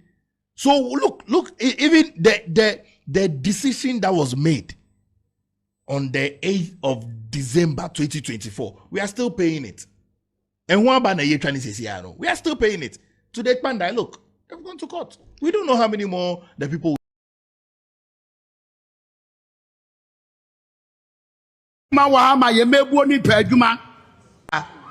United Nations, World Bank, Nadia. And fed in 2 plates. Mochi aba MPP amanyukunum na ọma ba aba beboa Kennedy na wawini aba president na MPP amanyukuno etimi afa ne ntoma pefra. United Nations, World Bank, Nadia. And fed in 2 plates. And my dollar nisi di ne kosro. Ye ped you obey adwuma wa ha ma ye medwuma. Misramo kufu ba ye. Ohun se ma ne ye peye kunumu ne ye kunumu peye. O se na abonwo metua free and ye woy. A kufu Dubai no se awo na mo awu sei. And ankola ni defie. Okay, all them callers go to school free. And ya go school na wie. Ya ye bibi awie akadai ejumewura na da number 1 no ejumewura na ya kompreko ejumewura na wo Kennedy onu na obetimi aye onu do ye businessman tete no ya toma lawyer for me Ekufuado Kofuo any economist said Dr. Bawumia enne amanone nia ye ntoma won say baby nipa ye toma a businessman womu ene tumi bia businesses ba wo bia nya bi besramu mo bia nko wasting the time nipa obetimi aka party na bom Kennedy lose elections 2023 the only Bawumia koi no busa Bawumia say edwuma ben na menya mawo Bawumia say me pesa woni na ponante baby anapoko bia one ne koi wo discover Bryan or the Neoma Bryan nso anya yie ene yate se yewura Alan onhini to afoko no mo say ye Kennedy dia ye jaye bibia ni abeka mo ho onua Bryan na ye pese ye de pra NDC no emu oha sa Bryan ntimi mpra if say NDC for ye wagadrel wo ya de mu den ye mfa nkyekere enti se nkrofo na say Kennedy dia ene ye twen den ena wuti uba si Kennedy wuko dwom Kennedy wuko baabia Kennedy Ghana for pedi oka nokre Ghana for pedi oka nokre the sana Ghana for pe awani die yakubon se ye kanokre ye youth no MPP maguna ya ba no se ye pe obi ama ye ni na ya ji akonya na free ye friend say NDC for nsema agi say ye nya we okukudu for say honorable candidate Agyapong ye president incoming president January ya ye betu abaye no na German of for there youth ne omo mutu aba wa hane die ni ye loyal ladies for there ya tane 24/7 because ni nyuma pa na oye o party mo no ye ti na sem kwa na ye mu bi nyamba party mo onu hu do ni hu kikaya o party mo ni se ni o se kanokre on fa se mu nsie on fa nsie se we ye ni party asamiti o se o kata so se baby o minor du e se ye nya onipa o ti kan buso asem e se JJ Rollins now only than anything as I say, you can or mind business minded. Also, business minded. It's a youth no other constituency for no work. Now you two are banana Gina. And say, you my partner or you or Ghana ham. So I be president, obey baby the day. Am I? What I say? Obey my youth for no cry. Want on it because you for your business. Once I was say education sector name, your security in the winning. Obey baby, you ma. I'm a family not for me now. I know my yes or Yenian MPP near Omomutra Banning say, Yen camp of Naya Jimba, and then you back made for just. Yet did anyway for just or one time. I did tell me never to bunch in Swassa for just. And yes, and say, oh, yeah, oh, my so honorable Agyapong and share. Now, your name say, you didn't bar. If it end this for the on the farm. Pana yen ono ani nyuma wa bia kura de me mpese mekọ na mo me kan nsem a enioma papa de ni sika ye de akwa Ghana man as an MP a onye mampani a onye minister o kan crofo bi say eno wajeje contract eno waye say it's honorable can the only person who MPP ma waje contract obi age contract ni bi bo no ne de ye ho mfaso o de boa nipa nyina o de boa Ghana nyina wa fa ngunu botom papa ya ye nyoma bebre dia bo my Ghana emre bi Ghana mebunu bebre ko ka Lebanon papa iti ni botom sika e de kofa nkwara yi nyina bai de papa kira so beti se nipa bi kwa hu yehim enkrofo watu omu school fees de ye nka enkrofo wabo mu dwetire de ye nka adoya papa ya ye nipa ye kase ye ka de ye bechi na ebre bia ne de eba na Ghana fo bebre ene ye MPP for so ne aye videos ne edi papa natan na ai okasaba sabasa na no oya na say Bible say bua okwasea e wona jimisem ho na wa munu de nyansani so obi ya ade na enye no se wo ye pani na se wo nka wo te fie na hwe man kwada we na nka ye ka na nka we fo ye ka wo ka ho honorable Ken on fa so wo ye ne maame on fa so wo ye ne ba on fa so wo ye ne papa ade a wo ye no enya he will put you to your rightful position obe place where you belong and no so na nipa mpe no enipa bibre bia ti wiase bia mpese obi beka nanim oya ade ompese obi beka nti obi ya ade a wa obeyi na tan ye bu se wo ye nipa boni ni Bible so se mie mu atan ye nyi atan wo yi atan so obi ya ade na wo twe na dwene so ade a wo ye na nye papa emfa nsusu aso papa manti jai eno ane ono abu ha papa ya ko ama party yi saa entoko ne NDC fo ko ye ensem bia wo kan no 2014 Akufo-Addo de win election 2016 or de win election 2020 2024 ye kolusu election ye say ye na no ka sentra na ye da na assembly da ho 2014 2015 ye de akọ contest me nu awini na wei contest etoso me so lusu ya mo kofa asem esi ye be 8 years ago e de abe relate wei abusuan fo mo me nka no kranjere ye ho me no bi no ye polling station for no ade a wose yen saka as party man yen sankan you ade a wose yen saka as ordinary Ghanaians setting mind ya ban ba so yen sankan you yenyi obi oye pragmatic yenyi nipa dono me wie masem na bi otumfo afutu ode ma MPP for se MPP for me ka kire mo kwa akoto aba yi nipa na mo nkan hu se munyi nipa ne ma mo ho na mu yi nipa no e de na akokire Ghana for ma Ghana for nso adwene ho enti me no mi enu ye musa se MPP delegate aye nu 300,000 no say ye koko yi de ye pe na ye de ne bana Ghana for ka say de mu yi ne ye mpenti ye nto aba mana me no ye tena opposition biem opposition no so aye tena ye mfa hye ye trimu say joma ama wo ma biem ti nipa kra ye ne be ko 2028 aye be lose no ye lose ani pan so be make sure so be twa 8 years so 2032 2036 ena nyame ye yadom e betima ba power de na me no mi no ya tena opposition 12 years He said me were 42 years. Enu 12 years time na me was saying. Mon fanka me 54 years. Ahode am de be ya adwuma na enu sa time na me health so ye de e ko fom kakra. Nti me sere mo enne onyum tufuo bi nyum. O se enne ya na sese ye de osoma ye adwuma. MPP delegates me say we should do the needful. Edidi da wo hoi eyese na didi preko nti dwene party no ho kane enwene de enne obi de bema wadi medam ase nyame hira obi bia na nyame emoye nyina ye ho ban maye na afe empinu ne aduonu nsia opepon da etwa to okora aduasa ba ko no yemfa tumi no enkoma honorable Kennedy ohine Agyapong na ontu fraka amaye na Ghana emfa ne ntoma pa emfra na Ghana enye krabehwe makra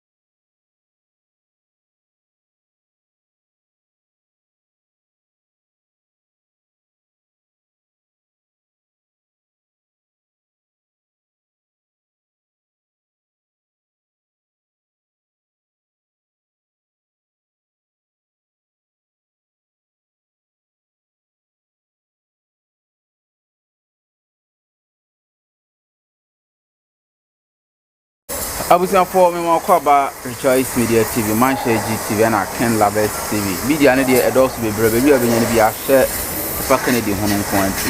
Manya opanyipa bi wa me ne ba be di nkomo na aka emre kakra bi na MPP ekwakoyi presidential candidate, proper candidate a obetimi adi nkunima ma MPP a. On twen kakra bi na aka tempa to majem me ana me koye ma twen asan.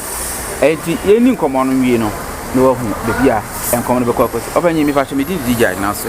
Alright, me the honorable chain. Me among for the firm my party ni mu nyina odu MPP party ni mo bia honorable chain. Okay. But you because why no honorable chain because MPP mu dey in say honorable chain but Matthew for mo show yi. O say the new honorable chain honorable chain am here mama the new patriotic party. Okay. I'm over the election office. Oh, okay. And you know, I'm a constituency, so yeah, I'm a constituency. Oh, okay. And you know, I'm an MPP neighbor. Na because say, edi na akoka pisi efiri no bon wo pia wie. Na obiri amasama na oba be pie mu Ashanti region. All right, me but then tell me ba Ashanti region no. Election eba be koso. Okay. Election eba be koso on the 31st of January 2026. Okay. Me nyina party no. The reason why Mama Baha ni yewura Kennedy Agyapong. Okay. Nti na Mama ba santiman mu. Na me ba santiman mu a ye baba ba hwe say nyema ye tutu e dia ye election no bibia akoso bokwa na se enkoso ye na me bae no me hu nyema bebre mese the election committee or more national say bibia candidate the 5 aspirant candidates for no obia be raise concern e dia ba no monji ntum no monfanye aduma because me bae me hu one or two things bia wo album ni ma sebe enkoye okay our Ashanti region ha enkoye kra it is saying say dibia from on hwa hu ana say amanfo dinim yes me hwemu a ebi mu kra wu but me anon de metiase omo wu no I think say the election committee for nama IT for na direction say omo wu no muntimi ma yen identify okay yen fa it as a stamp ana inki bi nto omo so say wewu endi no sebe constituency no wo mu no omo kwakoto aba na sa ni bako no wewu a ontimi nto aba ana che obi di ni din ba omo hu say yes wewu okay ana 2 ye ema mi sen hu no obi wo kra na 2023 abo na e de to aba no eno ana yesan ba ba use de ato aba na obi a no nye delegate ba me ba Ashanti region me hu say obi wa 2023 no nka abo no but me ba en ma ba be hu say sani pa ko amafo ebre o mu a no mo nka abo no but o ende ye de o ma sha abo ni eno ma be delegate eno ma ba be delegate omonye former CEO omonye former constituency executives we polling station 7 America okay and the polling station you know obi on kan on I pay the ba tamne de na shemu dia na that means sebe nyema enkoye me te say yes former constituency chairman for no omo kan we unyin say say ankofo na we the police station executives okay polling station executives pa me mpese me bobo omo ekwan da o dia metimi ambo but say no me pese no the election committee Yeru Kennedy Agyapong eyom so mundi enimu no omo na me no mo kwakodi hu nkomo say me ba Ashanti region hana nyema amababa be hu nie okay enti no say etu wana mo okay go say ne ye kama mo ye kire mo constituency na ekosa na on be hu se da bia so mo koye eduma no yi but ne ye no so ye petition kwakwakoto amomo hu se nyema no mo ye wo Ashanti region constituency ni mi no ye hu constituency ben pa na hwa sa ankrofo yi dos pa constituency ya me ko menhia south abebre egum ye menhia south ya o ko wa bebre okay bebre gugugum obi wa ha on to 2023 on carbon no abon onim okay but ye na ba be shim enti adenti na ye na ba be shim me question na me de ma ye fence menhia south omo constituency executives na je say kro no yo mo boy de o ma nya mo unyi say proxy na nkomo yo ma je say mo koto na mo de fa ho koye sa di proxy ni de wo mu say proxy no ye nyina na nke ye party for but proxy no na juma bi on person mu di ma one candidate omo nyina ye MPP for but ye ma ho kwan a na already no ma body ama over 30,000 obi lead by 30,000 and the proxy nearby the anka Yeru Kennedy Agyapong ne Bryan champion ne kwamna Agyapong ne nana osay dutum anka ba ne nanka omo nyina anka o ma we kra na je say to aba no e bia lead 30,000 me na me ka cho by proxy wallahi obi pa cho hwe video na wa share na dia man me pa cho be bia aduru no won say I na discussion bi wa ekoyi so slow but youth na aye so aggressive to the sense say abawo ye wi na e wi Ghana for that sempen phone to one na mo a ententem ya ba o se public no so ye den eti edian na e be kira mo hu se nipa we 2023 no nka ho 2025 wa ba be ka ho ene na me ka se ye mpenifo ni bia yo ma adwen se the way ya youth ene Ghana fo esu se yemfa Yeru Kennedy Agyapong embra na ombeje Ghana na de Nyankopon adoma Nyankopon de adom ne so mbebo o man Ghana na o man Ghana nko na enim no ye mpenifo ni bia yo ma adwen so mo mpene okay ene ndi na kwan bi o mbefa so ama Yeru Kennedy Agyapong ntimi nya tumi no o mbeso mo fa so ba ye nso so ye adwen se de Nyankopon ahye say you Kennedy Japan, person you Kennedy Japan be the president of Ghana. Yes, where I just say baby o mod be for bia e be di akire. Enti the omo ye nyina ye di akire, eni nti na ye hu no. I see. Ade bi omo ye bia no, ye mama ti say nyama bia ne epo bia omo abo bia ne ye hu, en ye besane. Wow. Epo bia omo bebo bia ye be hu, ye besane. Obi be bisa say wo di wani form a nipa dodo sen pa na hwa sa omo nkan we police station for yi ye di omo aba kam en na me hwehwe me nhyia south de no kwa me hwehwe kwa na over 50 me nhyia south nko over 50 ene ba ntuma de me nhyia south nko a ene ba ntuma en na over 50 me nhyia south so na sebe yewra na chi se ba me nhyia south de a wo se da chi hene na po constituency enti so eja on na 2024 no ye first vice president. Yes. So I just say and you know omo person mo bo modin no mo di bigum na esan ye but ye run apo emre no nso se obeye vice president. And you know ka say yanye ya ade ya because o make comment bi say Kennedy Japan so man nyoma ade ya nka Kennedy ye president. Yes. So ana make catch ma make bi ncho 2023 met me gina ha and then be a mijina and America as a 2023 national estimated 15% and the my Iraq in the Japan. National. Men make catcher. As a man make a name that video in. Estimated 15% and the my Iraq in the Japan. But a buyer no Iraq in the Japan I'm 37.6%. Okay. Men I may rap Iraq in the Japan our national head office. Okay. Na Europe Kennedy Japan bia say ona buche hey ya estimate say Europe Kennedy Japan betime nya 37.6%. And ko you so few months but so many nine pen Europe Kennedy Japan you so ye you so state machinery at the boy Europe Bawumia you so national boy Europe Bawumia but enne sanya mani nyina ni yo ye ni power. Then na Bawumia na ye sabi police chairman obedu baby constituency bi ato aba ya se ya bu we okwo no ofa me kai say ya wuma owo Kennedy Japan office world national ya bu mami ala nkra de ni nipa ya bu na ala so ya bu no enti opo sanyama ni nyina na ye wura Bawumia na chairman of the Ghana police and onya chairman of Ghana police enti na obi anya obi a je ko ne boot to boot election a ye koi asumdwe ne yepe but wo obeye wadwen say obey wia election ni mu ababa akokra no de be ma obi a se bia mfata no ye mpene. I see.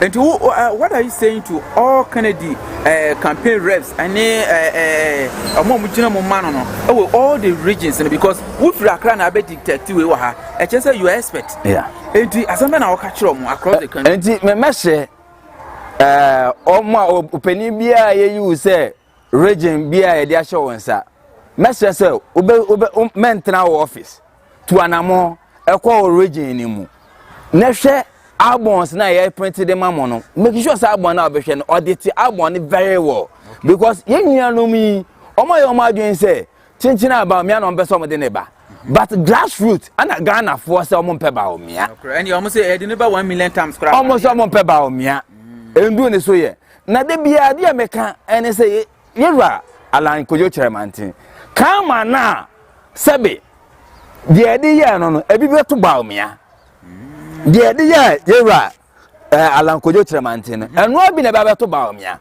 asema ba ene se ko o se ene nka na bra bo be say you eno abi na ba beto Bawumia because the reason make say eno abi na ba beto Bawumia no sebe Bawumia ba party ni mu nche sa ye kan mo se ma ye nka party na Bawumia obe mu na nche but obe mu since 2008 aye peja ode ba party ni mu no sabe wo wanya nyema bebre wanya nyema chom but ene ye kan wo si wo na nyansa ni ditaw na manfo ka se ebi mu oska but wo nya hwe ya me de ye ru Bawumia ene ne nkrofo se Bawumia so wo nya hwe nda since 2008 to 2016 na party ye ru nanado dankwa ene kenoforiata no mutia neka asama me ke minimum na me na opposition ye to opposition ye ru Bawumia me se me de no say Since 2008 to 2016 na yɛwura kenoforiata etua Bawumia ka. Oh, and MindShare kenoforiata and then crofodi na temi. And yɛwura kenoforiata obia sɔre a na ɔbɔ ne din bɔne na Bawumia mu nyina akra amafo ɛbɔ kenoforiata din bɔne nya Bawumia hye ekyire. Nanso na otua oka. Bawumia hye ekyire. Kennedy say oba onje katua. Ono abeto no convoy. Bawumia so to opposition. Oye running mate no je katua. Ene say oba president akatua obesin agi. Obeji. Asem na akahwe Ghana for. Yɛwura Kennedy Agyapong asem bia yɛwura Kennedy Agyapong wo kana no kwae. Because papa ni minim no.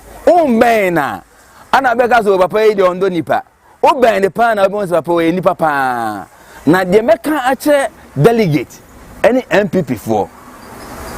Ana Ghana for eka ene say ye de yɛwura Kennedy Agyapong ba. Ombeto abama NPP. Ama MPP winning 2028 election. But the make ache delegate for ne say delegate for Yankwa MPP yenye 50+1. Oh, Daddy. MPP yenye 50+1. I just say Ghana for our become once na yenye 50+1. Na Ghana for say MPP for mutimi de yɛwura Kennedy Agyapong ba ombeto aba ama yen. Okay. Mesansre police station executives. Eno mo yi mo ho ache se mo ye adwuma ma yɛwura Kennedy Agyapong. Mesra mo police station executives bia de media dia me de bia me ko be bia me kan se o de police station executive bia target nipa miensa ana nipa 9. Okay. Ema yɛwura Kennedy Agyapong. Police station executive bia anfa nipa miensa. Okay. O nipa police station executive no. Sanfa nipa miensa kan wa ba be yan 9. Okay. Etu ye for na that means say we electoral area near 15 na. We electoral area near 15 times 5 ubenya 80. That's a 4. We 4 times 5 out. When I'm almost 60. And now that means 60 out of 80 no. Bawumia ne yɛwura Edichum and Bryan. No more 20 no. And me say yeah adwen say be boy yɛwura Kennedy Agyapong ama ba be diga na enim no. Mesre yen chases police station executives for no. Ye momonti ase say Ghana for say ye de yɛwura Kennedy Agyapong ba on beto aba na mayen. Because Bawumia ye de ne buy ye nya 38.2%. Almost 41. Amoboa. Sir. 38.2%. Oh, na say who election? 38.2%. Ana make a chiro. And Dr. Tesi so, and 38.2% ana ye nya. Okay. Ebi see one people moda. Enti mesre say Ghana for esre say yɛwura Kennedy Agyapong no mo pe.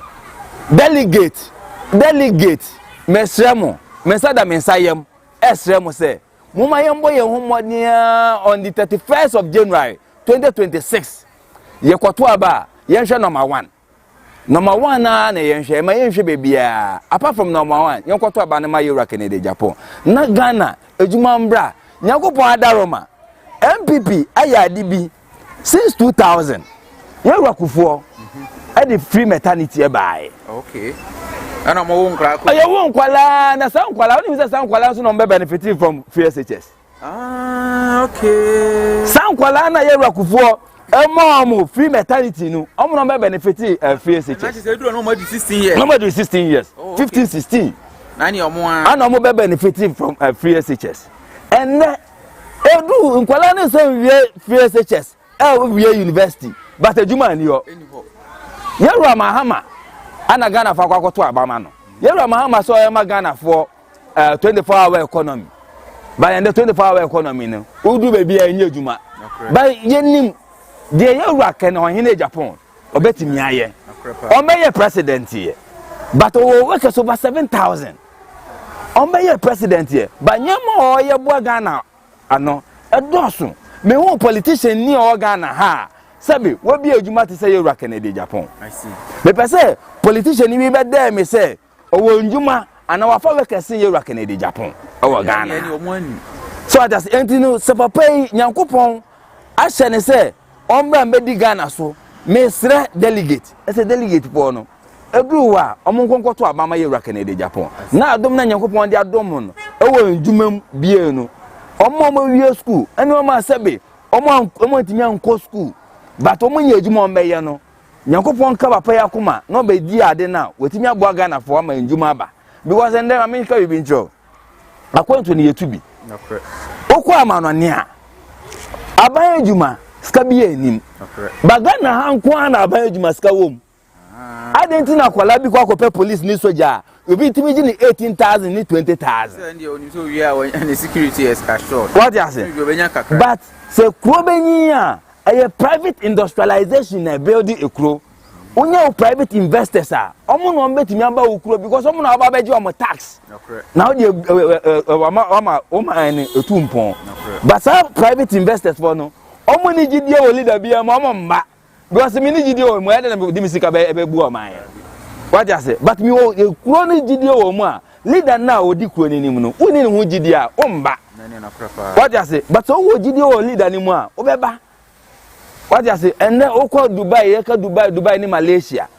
ni Ghana na the same independence I see but and the baby Malaysia do Ghana yendu hoye reason is say leader no mafa no leader no a pragmatic leader Ghana ha ya fa lawyer ya fa communicator ya fa person teacher okay omo nyina nkosi aga omo baba be yebi but and edu say businessman aye Canada Japan ono so yemfa ma no na yenhwe ba me de me oni mugidie aso betime win election all right me pacho ye bet o number na ye invite o e wo TikTok no so na oni delegate ne Ghana fu nyina so asan dey akasa biem na bra wo koyi last words na wa share do force so all right kwa ansa na share TikTok no all right me the American say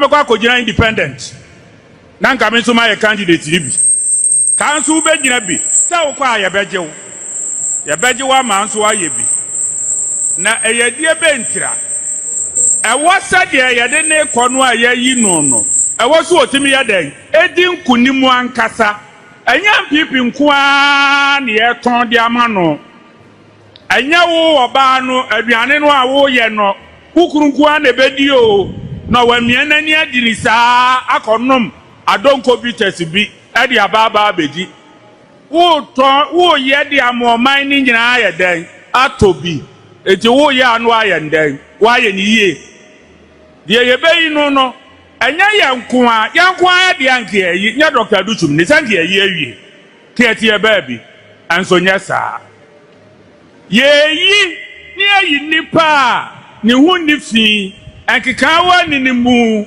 basabasa eninimu ni eton di amagana fo a o ma edem wo mato ansa na tumi no yensak yakofu obi a ya de ne ba sabe na natade a wo behwe na techetare ha sabe na obi si asuma sinya anu nya we na no abroda gatamu no ene o mayi epani nya we na bo me sotoro no nya we na ye sei nya we na bo ma pe no eba sa Ghana for beka say ye mudi ni ba di Ghana for ye mpe yenso ye mpe nsa eti abanu aye koto no Yesu Kristo anu oka kire nasuafo ohwe wo mo sa ni ye bono ni ye ne say ye ma ye koba na senuamu no na mesu na wo yi ye say wo bi ba ni ye bu ni say wo si munsumi o Jerusalem mabia munsum ho ene mumma eti delegates e wa ha ena mo represent mo ma na mo dia make choice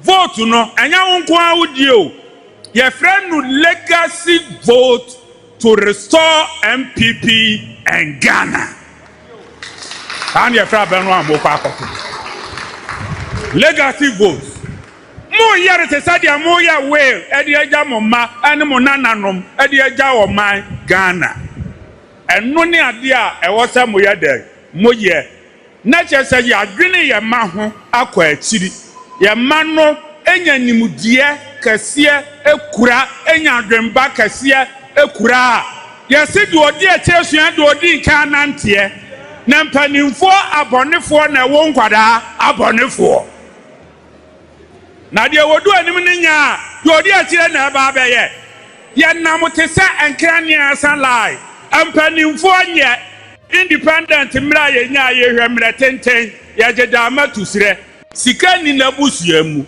no abenya ne hu oni adwuma bia no abenya ne hu say tam waya kromfo ka kire ne say kusibu afo say waya kromfo wanya kromfo a na je beka sua yamfa connection tira aban mu nya santi eno man ga na ye chechire no sani ayama ohia dokoro yan amenne uda na wo kan sili atu ada ne carpenter ni na wo kan sili.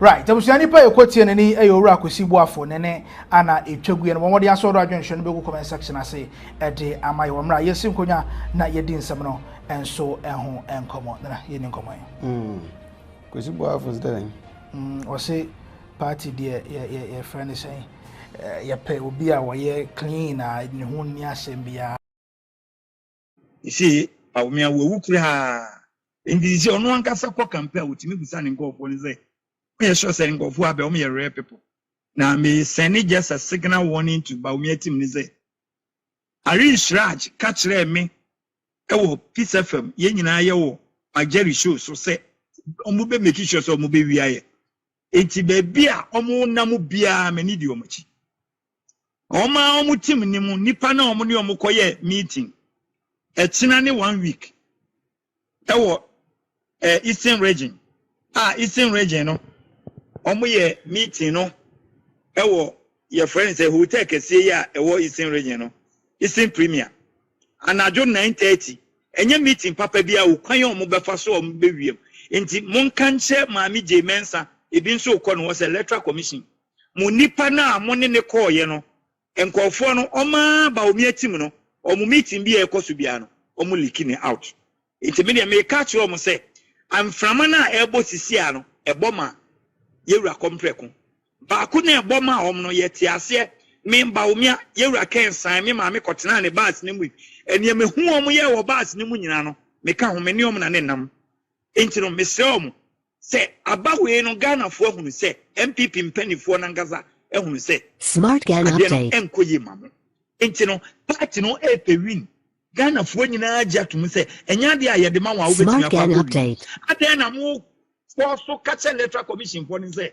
omumu amu no mu wini aba no na ne mo strategy nso amode tu omanim no masa strategy ni nye omukoye meeting ni Thursday anajo 9 o'clock Kofi Befi nso be flash yo ti mumma omu ntia sese ne omu ye bia ni di omachi omu se ombe make sure se omu de ese basabasa omu hwie mani gu ho na omu se yewura Kennedy de do so a ombe study digidi na gidigidi ni nso nya ba mu pe ene na chese ne o ese esi no change bi ese omu ye na omaye ene nkofo ni bu so omu se na mu ye gidigidi no na yen na yen so ye ba ya ye be ye adwuma de ama Republic of Ghana no obi prayer yen so mu be ye den afedi omu gina omu se okay there be my approach ni nye mon ko mo chi na mon samra bi enti mon kan chiro mo se o man kasa o mu tim no mu no information bi e ho bi o mo de ba abon enti o mo nye careful na enya de a o mo ye 1 ana o mo ye 2 na o mo ko meeting kra o mo de beba because ye the chip won se ye the chip a she obi hu chip se ye the chip she obi hu a ba bi a wo be ko ni obebie wa no ni obedi ebia no ni ye chip ni wura no report ma no o mo free ho Monday ya sankofo ni motere esanko siai ewo kata hotel he ya hotel la pasa sa kata hotel eno so na mempesa medi omudin betutu dwasisi a enti ne omo ye no ade no mo kosoro ba foma enipa na ebeto aba no ma fom ho adwen wie dada enti yesro mo sisi party ni nyina yie ye wo 169 a drop ya ba 137 from 137 a drop ya ba 87 yesro mo party ni nyina yie party no nyesa na ye beje no Bawumia no mankasa munim se Ghana fo na Muslims kura ehunu se Bawumia ye ba law kom se ne hu ye nyan ade na MPP fo ye ko okukese yi na obia ye nyina ye nya ba ko ne hu se da bi e ba ne first one no ye nyina ye bochi bi Bawumia chi na ade na sisie ai ba biem na mframa na ebo no ebo ma Kennedy ne nyitwi ne ndi na chi na sena no Bawumia fo so ase ekwan bi enam so a omu be wi aba ni mama no omu be wi mama abana ye koto no wadi nka pe 70,000 ato na electoral commission adawroma any MPP your friend say MPP mpanifo adawroma election committee enwa nneoma o maye no ye ni aso o ma wipe ni nyina egu enti 212 na e bae no 1000 no tesenkofo no o mawukura aden na wonim se wayiro ho ayadwuma na usuro se wo collection na chenchena wo pese ye force se ye wie muma wansa na hoto pamcho yempe mojahwiegu yempe emaabo bia because abawe no ne yakọ hu no den region no obi se metoma aye ni bia mani dio machi benya de ebe mo wanyinchi mesremo na me ka kire mo won se madawruma na nsen metete bibi na ma yesa na nka menka ho hwe yesi abrante bi di koka se muni masema okoka fa yewura Kennedy ho se wo ayalefo da wo fie wo asa untimi bie wa no no party for enka ho bibia na mo nso yesre mo madawruma enipa ne bi ho amuni ne ho information be mamo wo koka watimi akoka kire Honorable Kennedy Agyapong se obi a ye bie ye de ne ba ebe ye campaign ye de ne ba be di MPP anim na ne wo na wo boss na wo ti na fidie so a wo kasa onu oye ace patient obi anim se agye o ma ewo ne ho oba bia untumi afa ne bia enim se o ace untumi no untumi discuss na mo hu ne mo ye a onu akwa mi na enim se ne atwo no no edin enye ni problem a wo no enye bi ne court na edi ni kono untumi was ace patient and yire mo mienu nyina no obi onu untumi ni obi beda na se nye condom a untumi onu enim se oye ace patient wo wegya no ho mantimi discuss ya no wo mutation ho na wo koka kire obi nim die ni ese ono ye bie ni tim wo abrante nso koye adwuma ewo eyi GBC wo ye adwuma ho ye che wo betu nima police station me kwaji docket na lock nso ma fa mame because wo wi ade o GBC ne pamo you see na mo ho na mo koka tetwa na mo de abeje kese intermediate na maye madwen se mi mfi wom but mon kan che wuntumi se wan kan kire ne nkofo no se omunya sansem hu no mo ti odi na onkoye test me kan kire Ghana for se there be abranti asema o kan fa me ho me koye test no se otimi koye test eba be kire Ghana for se me untumi me ni esipe ubehu se that day na me nkasa me kase Ghana court bia kra emvedete omu police for kra meche me emfa me ma me 4 years emfa ma se no makansa me go untumi hu fi because benene ne nam wono nkasa onim se ono na ade a osori anopa wenye bia no eye bofre hu bofre na haban na awo no eno ne ye de yenso hyema no wo boss wo ace eno no muntimi discuss ya no wo TV so na obi a ono no obi a ne ho dendenden a ono wonam he kwame akomfre ko de ne hyɛ dem 1 week ne otia na otie ba wo boss pa ye mfa ne hyɛ dem 1 week no no maduru na hwɛ obetimi atena se made akye na enti ye ni wo mu ni asem lesson na ye nyina ye fun ba ko mma be sam pese lesson no mo de fa ho na mo didi obi ene onyamfo obi atema enya de a mo na mo di atemu nyina no mo nipa na mo ne neti wo no no asem eda ne so no isa ye nka ho asem o ye nka ho asem tie pamcho mo nkasa nkyerɛ mo se so mo begina ba bi o mo gina na o mo nyina na obi anton ne candidate tane oton ye wura compare ko pe na atime bi na no wo Ghana ha se oba be rezi billionaires nye millionaire wo obe rezi billionaires amagana na walani up with the 14 nipa 14 omo ye billionaires odo mebu o machi ntesi ye nipa tupe e wo Ghana ha ka ho a na say all the 16 region no ye benya ekro bia benya billionaire region bia benya billionaire na say onipa we wadwen we say ekro masa region ba ko wo billionaire wo ma unim nyoma wo ye wo enye millionaires wo ye ka billionaire so be billionaire wo kro bi ma unim region no enyuma what campaign say koko na yan yete no mi koko 53 acres o se koko na yete no ade obeye ne se koko ne nko France bi ye be processing nyina mo mani just 2 years pe ye be processing nyina the 4 years na waje no o se 2 years time no eno se ne oni me ka say me na me de ne tuo na me interview me busa no what the 2 years pe all the system region no obi abenya factory na say ni pa we say o makola nwe school wo Ghana ha no ne nam wo mra onya dwuma akola no wie ya na ye press nya dwuma ye ready efe die ena moje enti delegate mo hwe ne ye Bawumia eken hwe asama na wo ka me ye no ena ono so ye me na Bawumia sa ban tumi fru sa na wunyansa nyina sa enti first na ye nam na wo ye campaign den no say na ya ban tumi fru sa wunya dwen bia ene samije mfikura na dwen ye kese samije mfikura num ya fatem Bawumia because wama wotimi anya me na ase na yefesia emrepem ya beto aso why Alex nyankopɔn hyira papa mene Alex Tete na edi enkomo na wabie nsɛm ahodom de agu hɔ especially meetings ahodo a between electoral commission officials bi ene nkɔfo a wɔn efi Dr. Alhaji Mahmoud Bawumia camp wɔn kɔhyia ɛwɔ Eastern Region Koforidua Premier Hotel na omukodi enkomo Eastern Premier omukɔhyia ekodi nkomo eniema mpɛso omoye ene ade na no apapa mu de egu opani enkomo no ebi ni o se omoye meeting wom da so ye meeting je som de krono na so mo nkɔpɛ policy papa bi anfa ma se krono na utie nsema na Alex kan ya you see sometimes ade a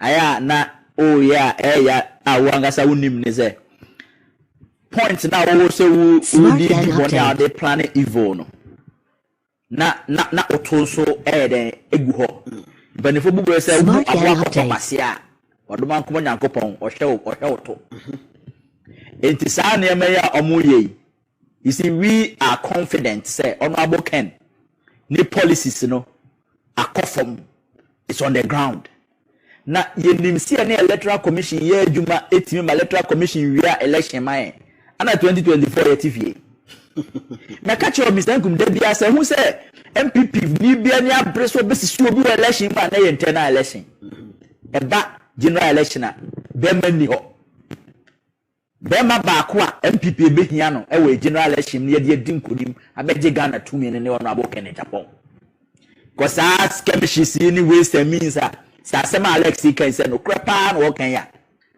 Mr. Nkum na just say nipa no nim say ye call fair player ontimi wini to be so wiem malim Zenkum said Alex kan ma me enso min si so say se nipa bi wo Ghana ha nei na adwen ne say obe capitalize on tutrasem ana say odi ahoden ne asisie bi ebesisi honorable Ken ohene Agyapong na nipa no wa na yie because this election ya yekoi in as much as the person yeko peaceful election ni ebe wie na bibia ya asundue mu no obia so no wa obetimi capitalize on atitrasem this election or the bedi honorable Ken sun konim never happen because election no ye backup plan wo ho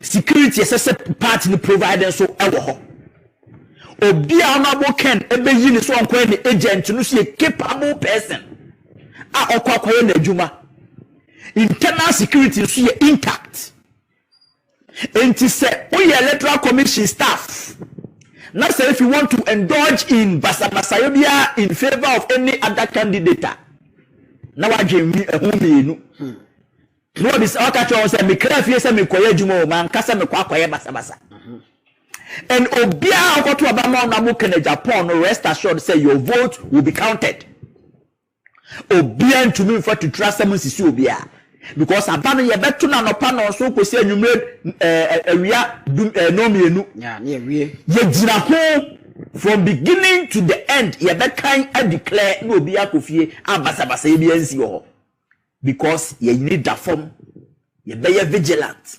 untumi mfa basabasa enwura baby so ni mbasabasa ya anka tama ye maso ablikuma nof no anka adiji u seat uni mbasabasa ya anka 8 December no pa no nkron wa ma me concede defeat na wa dey say internal election ade be ba I am telling all of them obia ohuom start revising your notes because no crowd here enye adwuma Mr. Nkum electoral commission for mo no integrity fair play mon fan no emeye MPP adwuma na me say akwa na ma mo sa rehye mu so metimi na electoral commission yes abi awo bra party ni abem chese me say time na wo abem mu no witimi use electoral commission ma ho you say we shouldn't behave say as ye de ye bonyansa betimi de patapa de susi obi no this time around there me de emesiri minister election ayekoi Mr. Nkum honorable Ken be win because bibia obi abeye na adwen say obeye no foul means bia enye adwuma enti wo a support honorable Ken Agyapong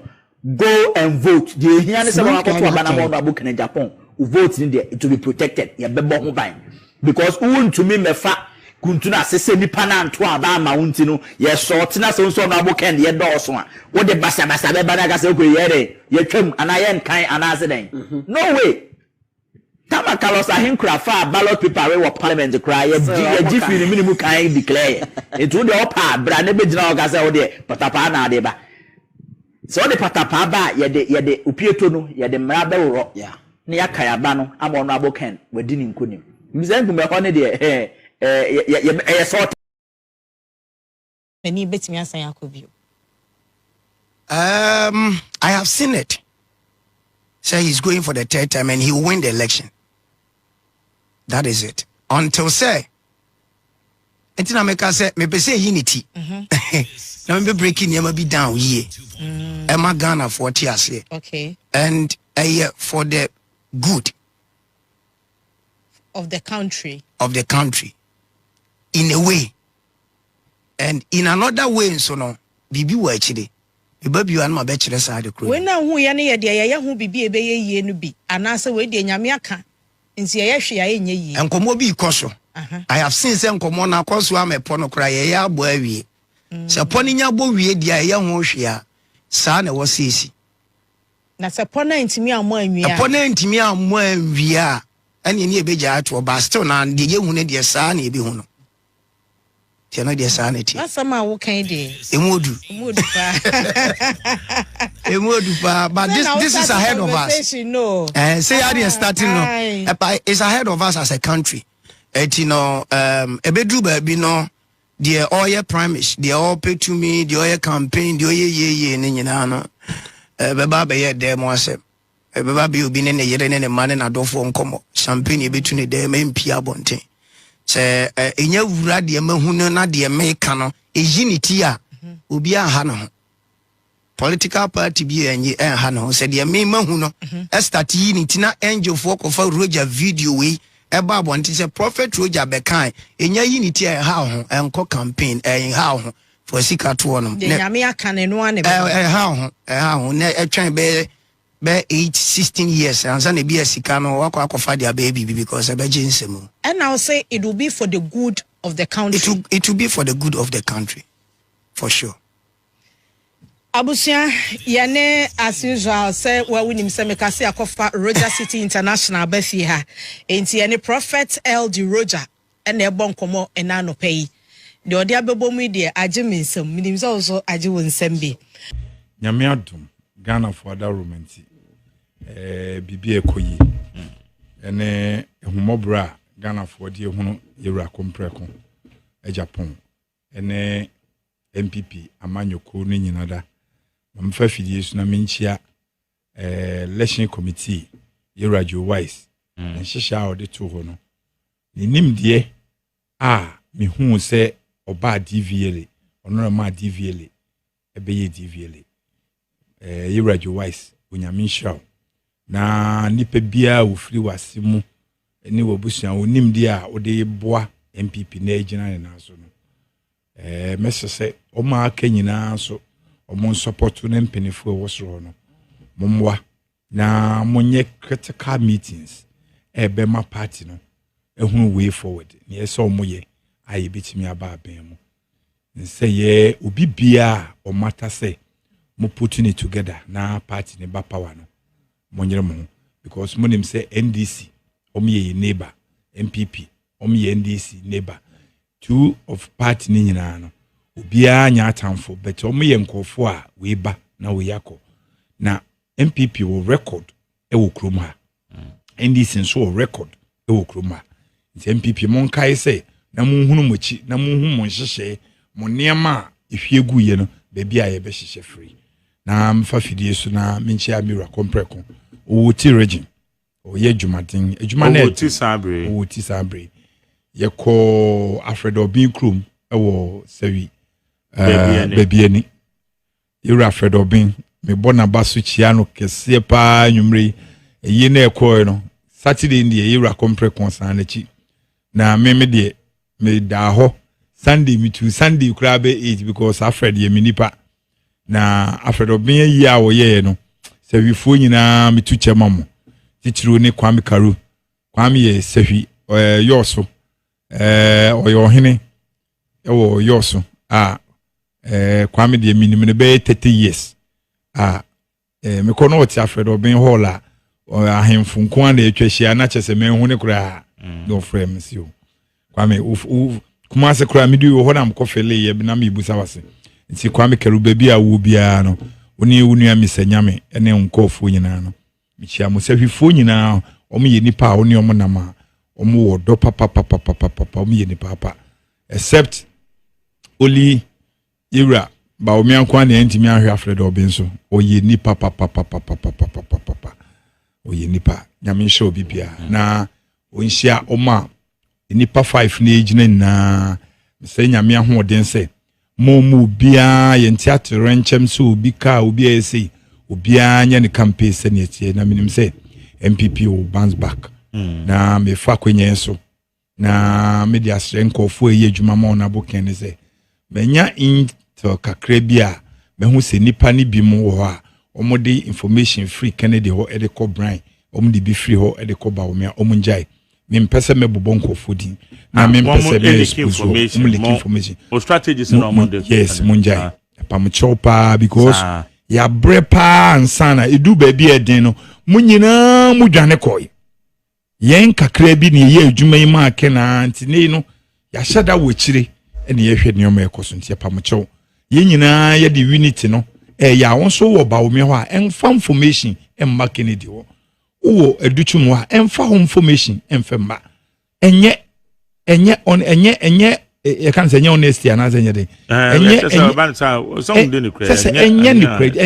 dishonesty. Yes, party, camp we now the information free camp we yakwa. And no emboa mamon yesa, you are yenino. Yes, me mamma's uncle for my mom 1 week. Could you bet so I wouldn't me? Obetemenka. My mom bear 1 week, I'll bear 2 weeks.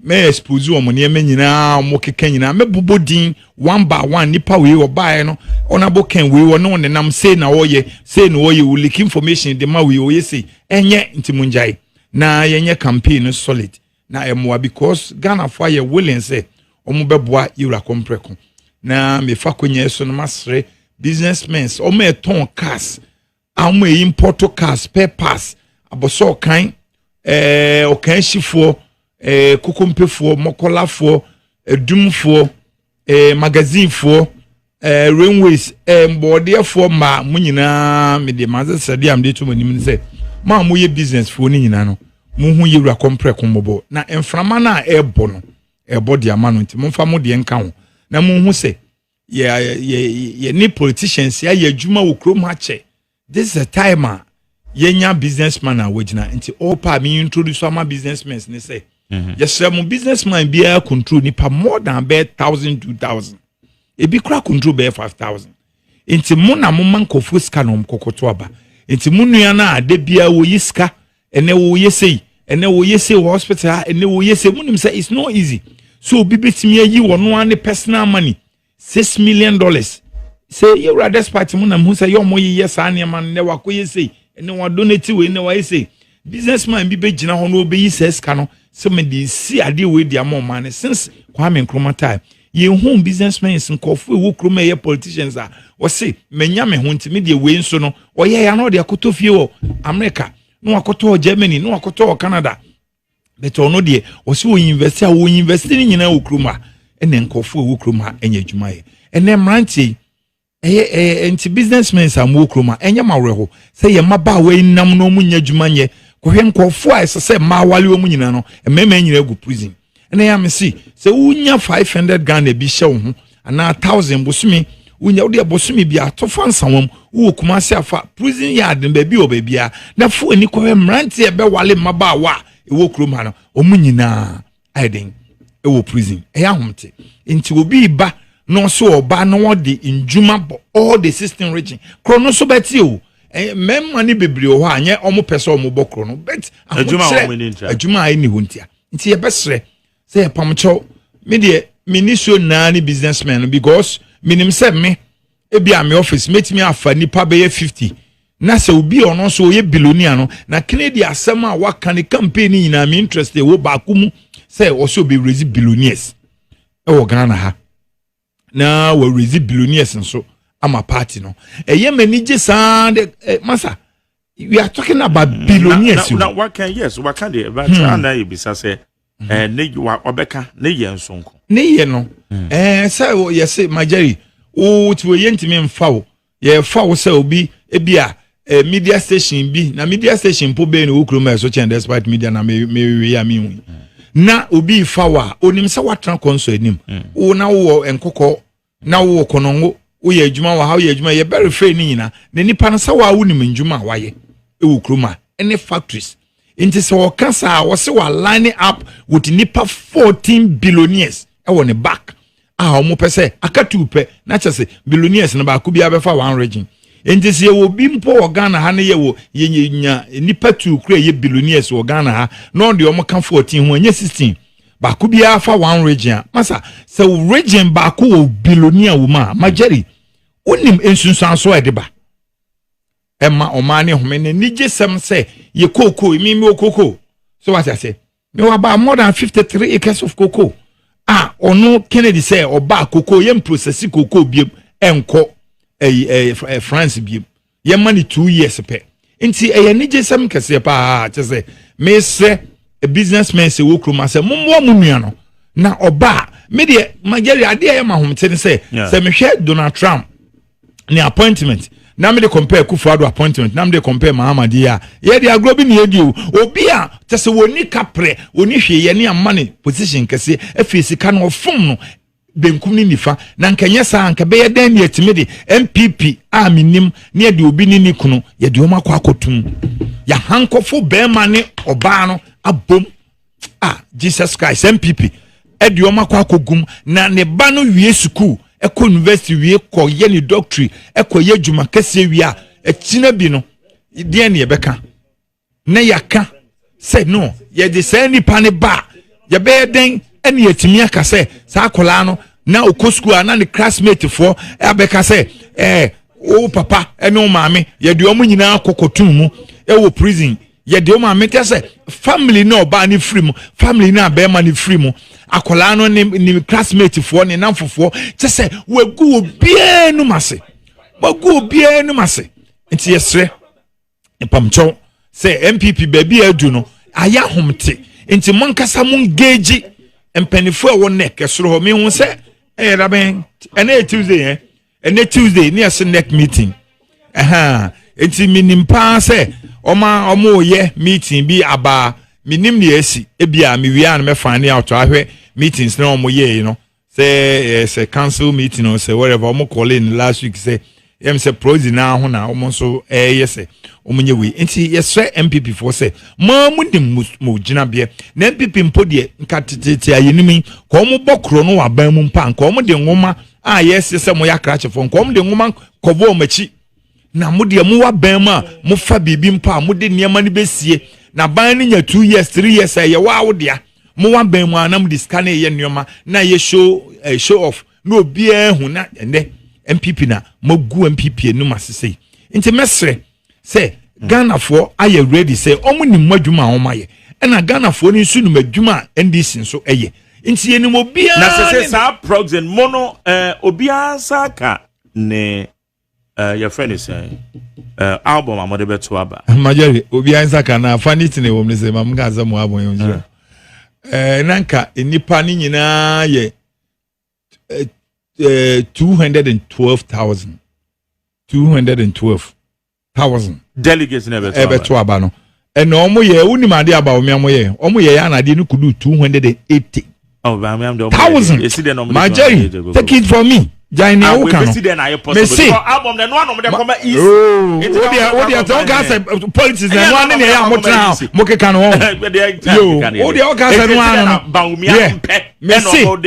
Majeri election committee a work campaign party office national IT for no any election committee na omote ye no any yisi for any yes ejuma copy ni bi. So yes. What are you doing about it? Enti na copy no and the more 280,000 no o ma yi ni nyina for wide irrigation me kan no party nim panifo no omo de omo nim me kan obi obafre bia wo ye hierarchy no onim se ne krachi kan no enye onka bosirimuka asem omo ni electoral commission omo yi sa 280 no omo yi ni nyina na kwa 212 NSC ye de beto aba no enti masa me ka cho no he Thursday and na Tuesday Thursday ye twam anajo 9:30 na Bawumia nko 4 no mo ye meeting wo friend say Kufodua Eastern Premier na me many dey o mo chino meetings ye meeting na meeting no mo ye na meeting papa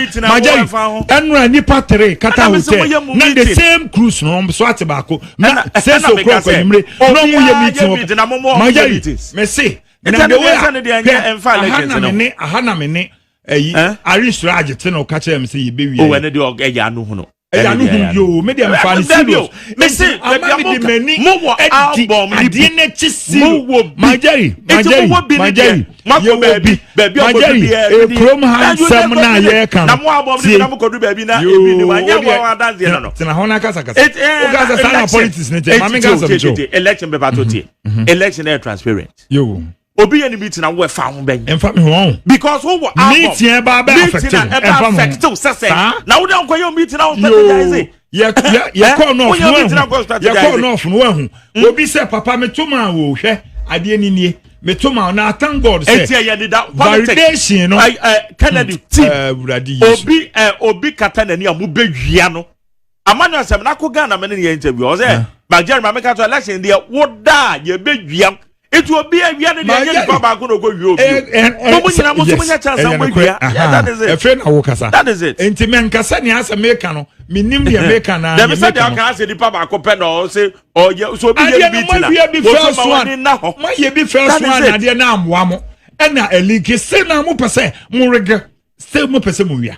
Majari menya ni omani nyina meka information mikita election we hu ayebe no majari mani di achiru me kan na say ye ma Bawumia mu 1 inch na de na ye gusum ko fodi o manoka mo hwe ye twa prosinim ye twa we prosina ye twa mu no ekunkofo no ekum mo kura me na meka chiro esese omuhunu se da bi nkofo o mani abre ne betim de party no e de akop problem nti ye nyai se sina no adechim bia kwan o mbefa so mu be wi abane mu nko a ene hia wo mo be ye nso ye ni da ho ye ma mu kwan o majari I swear to God say obi be wi aba we mu pa no majari unya sa chance enti ani na ese money be da ho ye ni de ada ho but me catch you say ni o mu be ye bia meeting bi o be bia bi meeting there forget about meeting now we collection aka wonye meeting aka be dey wonye strategic meeting ya betimi for meeting no ko kasa kire mu delegates na ye wadwuma yi that's all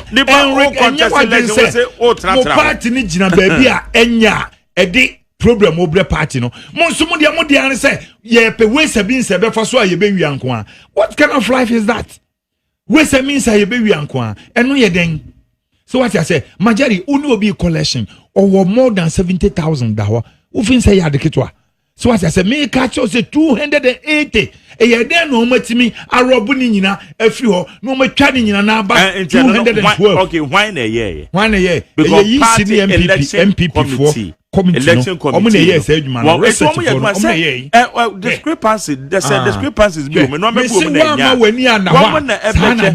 why na petition wo say wo yes eduma majari why na petition o say why na petition because let's say committee ni ye na eduma committee no eduma de o ma ye na information ni free baby ansa na ko we ne wawu ne ye de hyem ne oni ha majari ni o ma ne ye basa omunjai na sisie no sankofo na ye reggae machine no ye kura mo side and side baby am befa bia ye kura mo enti o munyai mo nya sa attempt no sade ne koye ma wa na koye ma san koye ma wa na eno nche se heaven bafom enti kwan bia wo befa so a wunim se uwie mu nkofo ne kasa mu wie aba ni ma edi mojagro ne beba edi se ne besie mo still eno ana mo be ye mma mo kwan so sa enti mo na mo ye sa adwuma ni nyina no pamcho hwe the searchlight I may must search at home so no be bien who am over the chairman leaky. Aje me yes amenka. Aje majari, aje me yes amenka. I'm telling you, and you're bragging. Na me can hold on to us your omunim. Omu near me comunim said baby, akway, baby or de fay, and wash it. So what I say, and to omunyai, near Ninano, you campaign, or manka so who say campaign no more yeno. And fa omutimi ko. na yewura Bawumia na omkoye meet na Bawumia na catch say delegates nkofo ye baye mo ye sure say omo ye rare people because Majari eniama ekoso na wo me kan e bia wo nim be omo wo side ho na ne me kan omnim say da bi akwai ne wo kan asempa na wo ka kire ye no nti ehwe ni nti Majari me de ne mesre any delegates for ne say omo hu emebun ne mabaawa na awie school no yewura kan say ono na ban mu no oba uwie secondary school uwie university uwie ya anya fe na ono ne ma omo wie school omo be wie no na adwuma nkasa hwehwe omo wose saa setup ne bi and wording call for walani up with 14 billionaires egu krom ho egu nachi onya ya swan inano na obeyeden na sankofo ni nyina take over o ma Greek ministry so o de Kotemale o ma we so o de Eastern region o medication so o de Central region o ma we so o de kwa na chese ama ye Ghana no enya ne ntoma pefra ontimi en disappointed because Kennedy no wo ye obi a op challenge se wo se Thailand fo na edua mo no de omu nyina bebe krom ha no ma ba be dua mo no ye nkra mo mabiem wo se enya oba ye instant wo se 2 years ye ndua mo emo ye nkra bi mabiem 2 years ye nkra nkokọ na yetimi kra nkokọ nko 16 point something billion dollars wo se within 2 years a season enti Majari ye mbo ye homodern na businessmen no mo mbo modern na mo mo papa yi na enuoma ntimi nkoyi na ne nkoyi obi ehun se Kennedy eba ebelidi MPP party no obia beba back to the party enti mo amo kasa no me de amade sede ne se eya nanka me de we asem ye mfato na no hini to ene ala ni we na no hini to MPP ba power na fi ono wankasa ne party no ontimi mpanetweti enti kasa na ye nyina me so me ka ho bi ye kasa baza no obia hwe ne de yi se ne ba ko wini a enkoye se unti o kono na wankasa wugina kwasi kono wugina nkwantia enti mu empanifo te se MPs any party ni mpanifo a mayi manim a mo ye niam bi no obi ehwe mo ye nyina edi ni hwe enti at the end of the day no oni a opa o join a yedin se kasa na akoka edi problem beba hwe se atache ansem okokan hwe se ni amanfo pop ni nsem de ba yes school kura wo school ko wi atade yeah, publishing. You more publishing Benina Majari. And they say political trivialities. Hey, Mike, and then now my publisher say, date Majari, who classmate, and now you call baby, and you so Okoyata then. And Majari Mianca Sansumini, Miss Santibeku, Uni Miss Santibeku, to TV. To on an MD no, or then a call to on an A we no problem no. So okay. Whoever say, me no crack or holder. Oh, friend say, Kufuor Hotel and friend say, Abronsan and friend say, a Trasaco for our brother. Aye, ne hona MPP penifo no mbabe meeting. Attach ya SI MOU Makumako 450. Enti, so what you go for sika or say MOU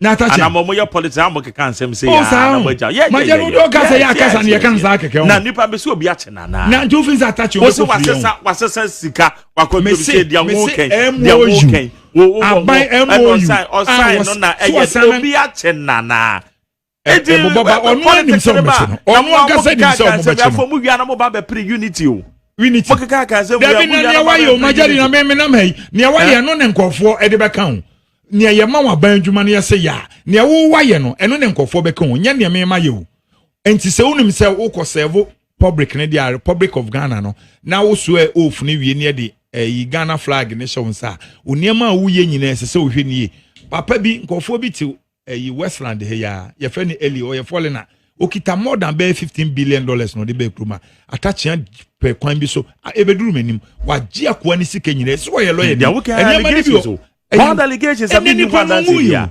and I'm so one allegations what can say oh what can say obi anko gina court obi aka bibia aka say na say me wo court ni but the aka say na wakwa ji obi we and wakwa ji obi we and wakwa is it because okwa say bo okobo akuti a omo obi edi eno majama mu kasa sa there be na uko kan obi asema obi kan wo de majari uko kan obi asema obi kan wo de enya wo nim sa wo ye clean dia ono ne say yemfa obi a on mampanyo obeko yuwa akwa ka kansem sa na oka so mo obi edi ade na so obi koji ma no mentia se die ntia mo madia ma I don't get it yo I don't get ade na mo madia ma mo na why na aja ma no na nya na mo mugu so awoga ogra to say okoku ogo ata na okoku obi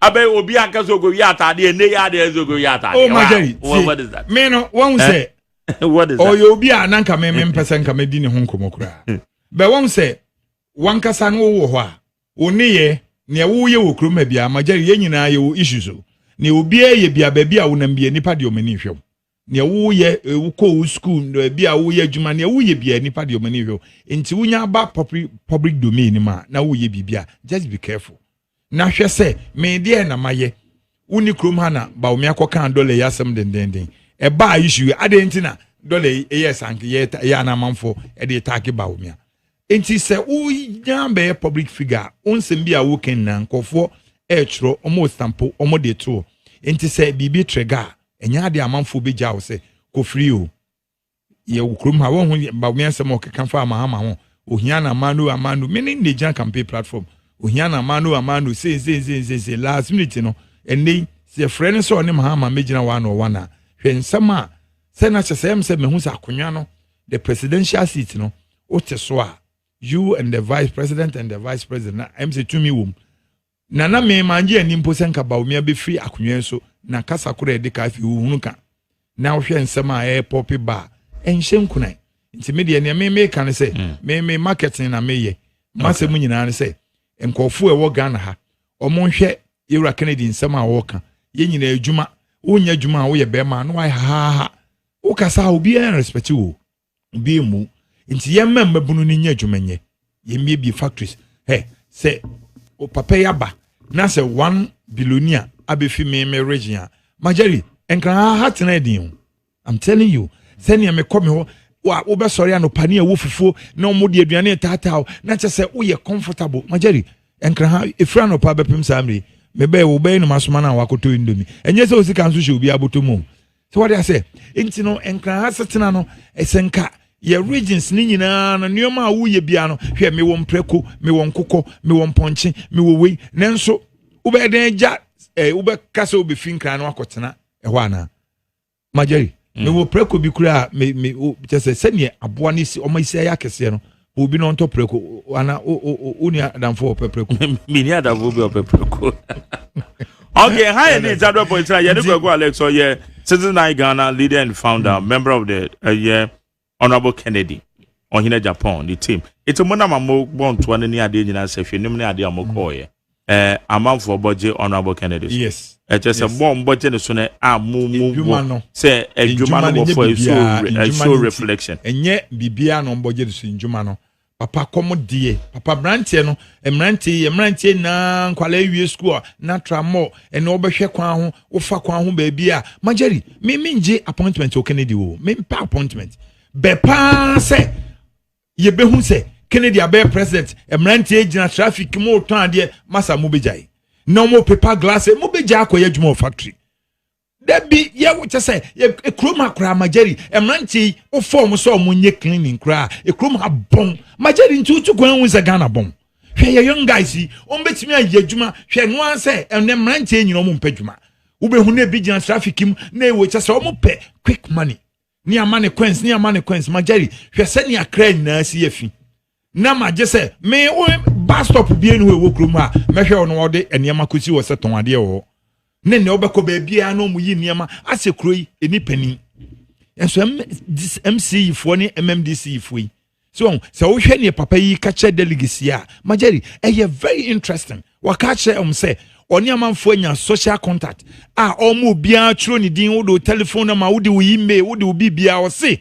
oba ni nyina no omo ki na omo de ato system ne so na edan aye data enti oba ya no obje president a enkofu a obi enjuma ye be form first enya ba enjuma nye police asem ne yekan enye soldier asem nye navy ena de bia ne no nko ani adjuma politician timikriti bebi ye factories a o se ye be process koko no e wo kroma bayire ye de ba be ye bayire powder be to say need fufu ye de bia ko Nigeria ebi kwa brochire ebi kwa ha ye nema factories bebu Ghana ha o say foreigners na billionaires no omo de 70% be shem o man Ghana so e de 30% asopoto enti mrante ne maba ne benya dwuma ne ye kase ye clinic roma mageri bibusa say olman akwan sisi papa education some obai me mebusa no say yewra na education so obey ne den tiri mu kakra because o kire mbusa say rose no ye rose no hwe Akufo-Addo abedi 8 years Eastern region ya kwan nyina da mikrom hu a areho o say ono oba na wo ye minister road minister na wo ye kwan engineer na wo be ye kwan ni betutu within 5 years no obejeliu obemi adi watum wo contractor na wo ye kwan no etutu no kwan no se ne omo ye kwan a agire yesi o age obi percentage nti na ese kwan ni hu sika na ese se otimi ye ne kwan ni solid no na manfo age ni nyina ebi na wanhu akwai papai MP no wo so I'm run about your friends say. So I'm run about MP ne friends say. Honorable chairman. Yeah, friends say Kofi Job akwan ya wo ye Kumasi atutu na ye chairman Sambuzu. Oje cat nation butum or the scan command of parliament. No agi scan no wa mana ye fine basa. E kwan ya Ojo Wise friends say chairman Sama Kofi Job ye na cat ben. He wonim chairman na say Kofi Job the scan brand of parliament. Majari ya politics ndi ya need ya chiro. Kumasi akwan yom ye nyina tutu because of chairman Sabozunti. So what I say, me wo ken di fie no omode akwan hu sika akwasem akwanta etuama obi a o se credit na ma ye de contract ma no no pam nkofo no ye brand $14 million. O pam wo motese. It's their work and we na court abetumaka. Say me jakot say. They are working. Oh no one say ko video bu anyi ko video. They are working we na court. Na me di mi anu anka meka. Na go video they are we are working. Na me say no betimi anka. No abuchi emesa bonzo ajejeka. Chemesa bonzo. No enim se waje cat nti ontimi fenko. No won gas duro awuni mu. Woje kuma se kwa ma anya ni yenya. Me ni ho adanse bia. Na hwan. Ono awonim. So what I say, enti eno na Kennedy se oba road bia ye ni kroma no. Untimi nje cat, uye ye the man contract. Na se ukoye kwan ne kwan no, uko jisika, uye minister, ana se uko jisika free wo na wo contractor no, ubedem, engineer no, ubedem. So what I say, enti akwan, o se akwan ne enya. Broni bie no wa ade ne ba se, onko ye factory obebi ne akwan ne nya, obedi e chirako. Enti esre se Ghana for momwa na titu ni businessmen no magazine for baby am wo bia no momwa na yewra compre ko monkasa nche delegates no na omunye den na omuntimi nto abane ma no me frad bala no be frad bala wia munum se NDC de yeso ma ye mokashiri o ena omun soso won ya omun so omun mokashiri na mi wie no na me ka se friend say mesre yewra se dun ketia ono ne da NDC ano chairman wadawroma yewra mahama kwa na enra me kasawo yewra juros na fidie ni so SYZ katre ze mesre no enkofo bi abo NDC na mo ba power no ebi fiye ye party nim ti me pese me bo mudin nungwa chairman mesre bo modin na ba bi kura se mo de ama ye nipa na monji nkofo ni sika mfamo because mo ka say Greater Accra mo pay half of the MPs Ashanti region mo pay 29 to 30 nkofo no mo ma mo 33 omo si omo senka omo sika omo de omo ya brofo omo ye modwuma maamu nim ne America no akwa na waye package na ase ono no waye adwuma bia mama mo de mo wire contract e ma no won kotu ya nkofo ne kan nkofo ne ikam mo hwe na mo nsate wo mo na so mbe hu om so ma package wo mo so mo nka hu masa mo hwe na mo nsate nkofo no na enye fine because ade na mo ka no yewra Joshua la bi udin wo mo unim se wotena meeting ni mu bi enti mo hwe na mo frɛ team na mo ye no mo bo a mo nsate wo na ye kan me kan political talk nti moti kasa na America na se okay. All right, high need 100.9 touchlight esunie Alex Kwakucha if you honorable Kennedy on Agyapong the camp and watch the ekoso ewo ho ya me ya doma ya wada touchlight no monfa cheme ya wada touchlight e maso ejemete for monfa enchem na ya de so maybe phone lines and anyway your phone lines and anyway because of time constraints and maybe because of studio akakra inti monfa cheme Well, we are then. I walk out. You try to catch one MPP for Nyango. Oh, me de ne mesre MPP for nyina ne se madaroma o mankasa mpanifo ne wosoro no bo ho segana no se ne ade ne ekọ no mframa no ba ko na ebo no na ebo ma Bawumia ye nyina ye ti ase mo hu sisi mframa na dane ntima mo mfo so mo ofo so ho a onembebu na mpanifo no mo support na munim se ye nyanya mankasa nso ma babonten kasa ye pepawa ye nyanya Kennedy for Frat Bella munim se ekosro ba for ma ye beje power no because NDC for your way wom yenim se ne omote smart ase almost so we omunim se ne omote obi enim ne nyonko standard nti momwa na se mo se ye pepa wanko ade a ene momwa ne mfa ade no e ma yewura kompreko yen yenema yewura Bawumia na yenyina ye koboae ene ye campaign wa wafidie so di adanse se ye adwuma mu odene nti wo bia wo di Kennedy achi no ye adwumaden majari ya ye adwuma wo na wo nim se men so a making majari enye se ene bia ye start adwuma na bia wakase o da bi kokwa Alex efe no wabam na wo kan bibi keke majari me de tambia no wo nim se mitumra na machiresi because ya ye adwuma ye nso no me start di Kennedy achi no since 2018 me kan Kennedy asem me start ton Kennedy no ye bi mu ho a omaba omopese omose campaign na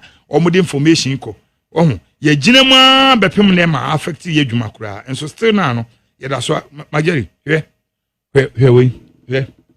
majeri so me chere wade so 20 we 2021 o me start 2018 a me start campaign marketing so ho ne ba no wo no message o de ba so o block o si no emfa me papa di makura so pe president da enso ni ye ginam ni ye adwuma no bepem ne nti ne maba na mo ye adwuma na munye me honte ma munye twitwa na mu bigo edu ba bi emu oden no munyina mudwane ko one side ye de adaso agina ma bepem sa amri ye da so ye adwuma no nti epamcho nye mu ye bia no mu hunu se ye anye ni ye anka mo ba anka enye big munye ni ye na muye ni ye a me de obi a wo Kennedy camp bia manage no obi a manage no kopim se ne waka na to me makoma so se obewia Kennedy aba ama evidence nso aba se mu wia ye osoro eno pe na ama mani abre be pa se ye be gya ye ho so obi be wia biem ne de and ye all right let's go quick at head and so ba be kan ho and then you break the reason why mama baha ne ye wura Kennedy Agyapong okay ntina ba santiman mu na me ba santiman mu a ye baba ba hwe se nyema ye toto e de aye election no be bia akoso bokwa na se enkoso ye na me bae no me hu nyema bebre mese the election committee more national say bibia candidate the five aspirant candidate for no obia be raise concern e de aba no monji ntum no monfanye aduma because me bae me hu one or two things bia wo album ni ma sebe enkoye okay I Ashanti region ha enkoye kra it is the same say gibia from on hwa hu ana say hey amanfo dinim yes me hwemu a ebi mu kra wu but me anon de metiase omo wu no I think say the election committee for nama IT for na direction say omo wu no muntimi ma yen identify okay yen find as a stamp ana inki bi nto omo so say wewu endi no sebe constituency no wo mu no omo kwakoto aba na sa ni bako no wewu a ontimi nto aba ana che obi di ni din ba omo hu say yes wewu okay ana 2 ye ma mi sen hu no obi wo kra na 2023 abo na e de to aba no eno ana yesan ba use de ato aba na obi a no nye delegate ba me ba Ashanti region me hu se obi wa 2023 no nka abo no but me ba en me ba hu se sani pa ko amafo ebre o mu no nka abo no but o ende ye de o ma sha abo ni eno ma be delegate eno ma ba be delegate omonye former CEO omonye former constituency executives we polling station as in America okay and the polling station you know obi on kan on I pay the ba tam de na shemu dia na that means sebe nyema enkoye me te say yes former yom so mundi enimu no omo na me na omo kwakodi hu nkomo say me ba Ashanti region hana nyema amababa be hunie okay enti no yese yetu wana mo okay go yese ne ye kama mo ye kire mo constituency na ekosa na on be won se da bia so mo koye ejuma no yi but ne ye no so ye petition kwakwakoto wo amomo won se nyema no mo ye wo Ashanti region constituency ni mi no ye hu constituency ben pa na hwa sa ankrofo yi dos pa constituency a me ko menhia south abebre egum ye menhia south ya okwa bebre okay bebre gugugugum obi wa ha on to 2023 on carbon no abon onim okay but ye na baba beshim enti adenti na ye na baba beshim me question na me de ma ye fence menhia south constituency executives na chese krono yo mo boy de o ma nya mo unyi se proxy na nkomo yo ma je se mo koto na mo de fa ho koye sa di proxy ni de wo mu se proxy no ye nyina na nka ye party for but proxy no na juma bi on beso mu di ma one candidate o mu nyina ye MPP for but ye ma ho kwan a na already no o ma body ama over 30,000 obi lead by 30,000 and the proxy nearby a dianka, Yura Kennedy, Japan, Bryan, Champion, Kwamne, Japan, Nana, or say Duchum, and Cabane, and Communion, Uncle, or Maria Cra. Not to say, and to Abano, if you lead 30,000. Men I make a show by proxy. Be patch out video and watching out, Yaman. Maybe I don't know. I had a discussion if you are a so slow, but you to now I so aggressive to the sense, say, about we are a Ghana for that. Sempen phone to one and one and tentamia. But also public in a city. Again, a betcha among who's a new way 2023, no count 2025, Wababe count. And then I make say, ye penny phony be your margin say, the way youth and the Ghana for you to say, young fire rocking the Japan Embra.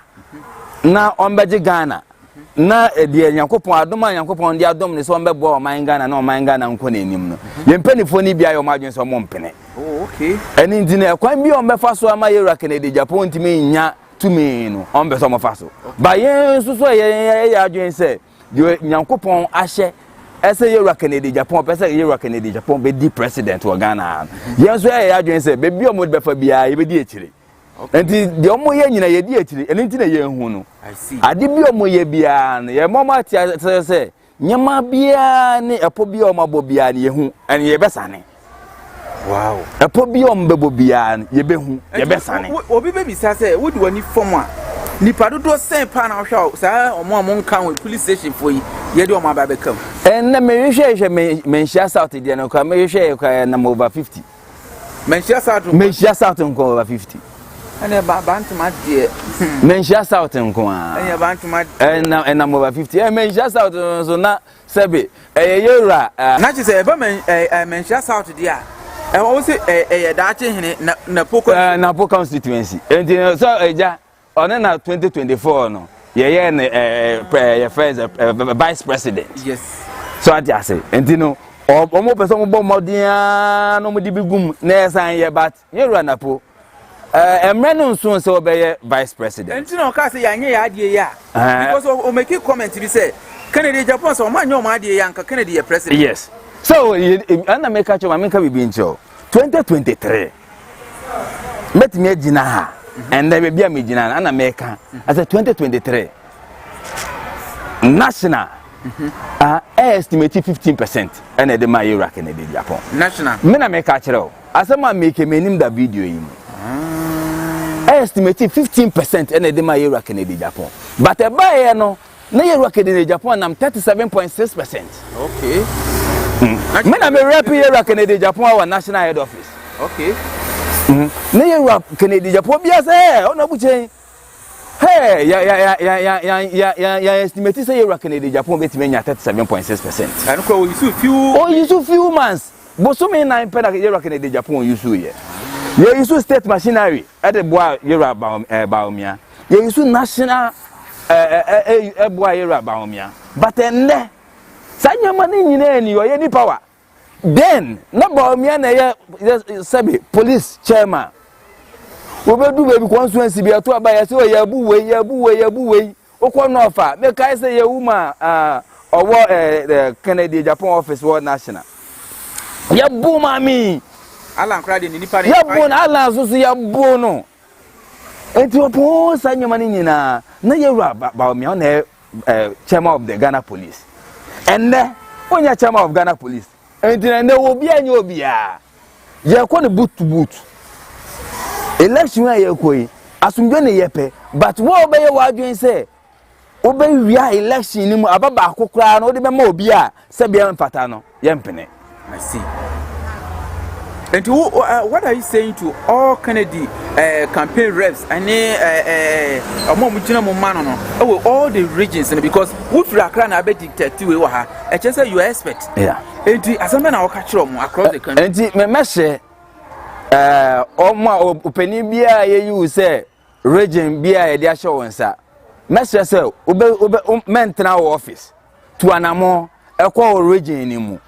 Nehwe albums na ye printed them no make sure say album na obehwe no audit album very well because yennuanu mi omo adwen say chinchina Bawumia no mbe so mo de ne ba but grassroots ana Ghana for say omo mpe Bawumia and you almost say e de ne ba 1 million times crap almost omo mpe Bawumia endu ne so ye na de bia de meka ene say yewura Alan Kojo Chairmantin kama na sebe de de ye no ebi beto Bawumia de yewura Alan Kojo Chairmantin enu abi na ba beto Bawumia asema ba ene senko o se ene nka na bra bo be say you enu abi na ba beto Bawumia because the reason me can say enu abi na ba beto Bawumia no sebe Bawumia ba party ni mu nche sa ye kan mo say ma ye nka party na Bawumia oba mu na nche but oba mu since 2008 aye peja ode ba party ni mu no sebe wo wonya nyema bebre wonya nyema chom but ene ye kan wo si o na nyansa ni ditaw na manfo ka se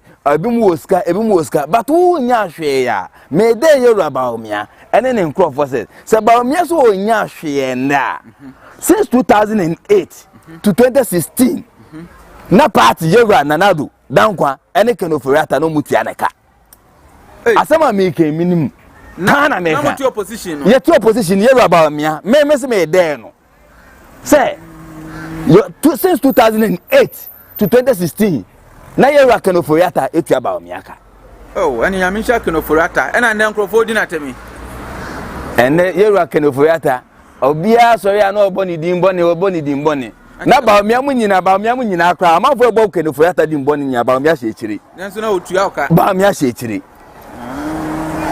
Kennedy se oba onje katua ono abeto no convoy Bawumia so to opposition oye running mate no je katua ene se oba president akatua obesin agi obeji asem na akahwe Ghana for yewura Kennedy Japan asem bia yewura Kennedy Japan o kana no kwai because papa ni minim no o men na ana bega so papa yi de ondo nipa o ben de pa na obo so papa we nipa pa na de meka a che delegate any MPP for ana Ghana for eka ene say ye de yewura Kennedy Japan ba on beto abama MPP ama MPP winning 2028 election but the make a delegate for ni say delegate for yanko MPP yenye 50+1 oh dabi MPP yenye 50+1 I say Ghana for aba be kan once na yenye 50+1 na Ghana for e ka say MPP for mutimi de yewura Kennedy Japan ba on beto aba ama yen okay mesansre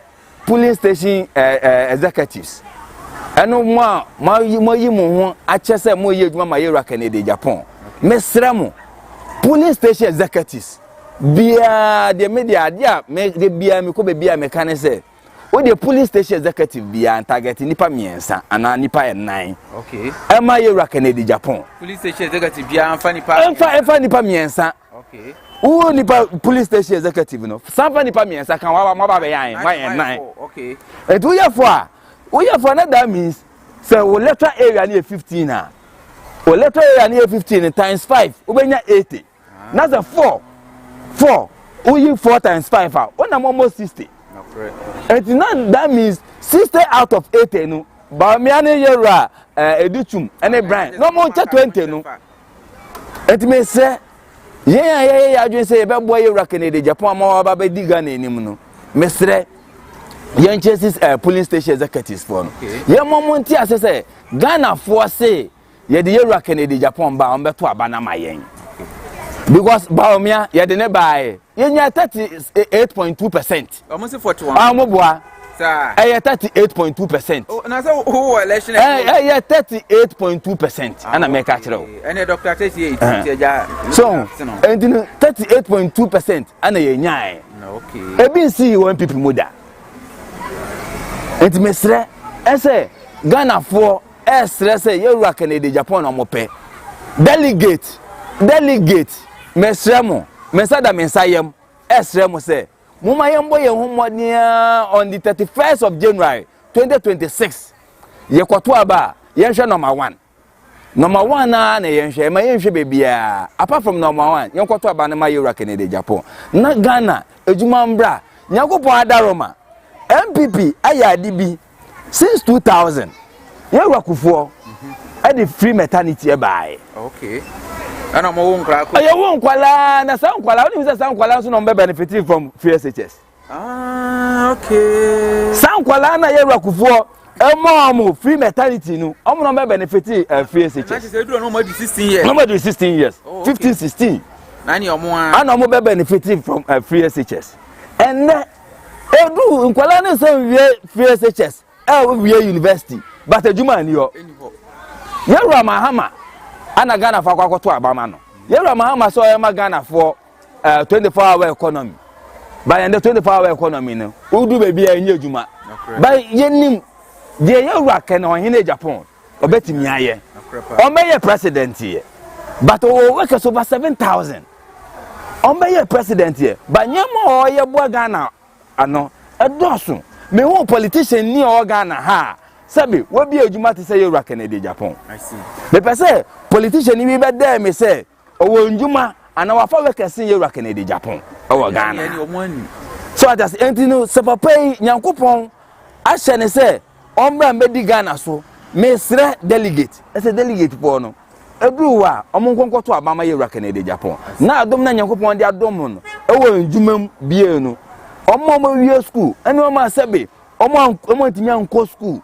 But omunye ejuma mbeya no Nyankopon ka papa ya kuma no be di ade na wetimi agbo Ghana for ama njuma ba because and there America we been show according to the YouTube no correct okwa amano ne a aban ejuma ska bi enim ba Ghana hanko na aban ejuma ska wom adenti na kwala bi kwa kope police ni soja obi timi ji ni 18,000 ni 20,000 so we are and security is assured what you say but se kuro benyi a a private industrialization na building ekuro unya private investors are omo no betimi aba okuro because omo no aba beji omo tax now the oma any etumpon but some private investors for no omo ni gidie o leader bia ma omo mba because me ni gidie o mo yade na be misika be bu o man what you say but me o ekuro ni gidie o mo a leader na odi kuro ni nim no uni ni hu gidie a o mba what you say but so wo gidie o leader ni mo a obeba.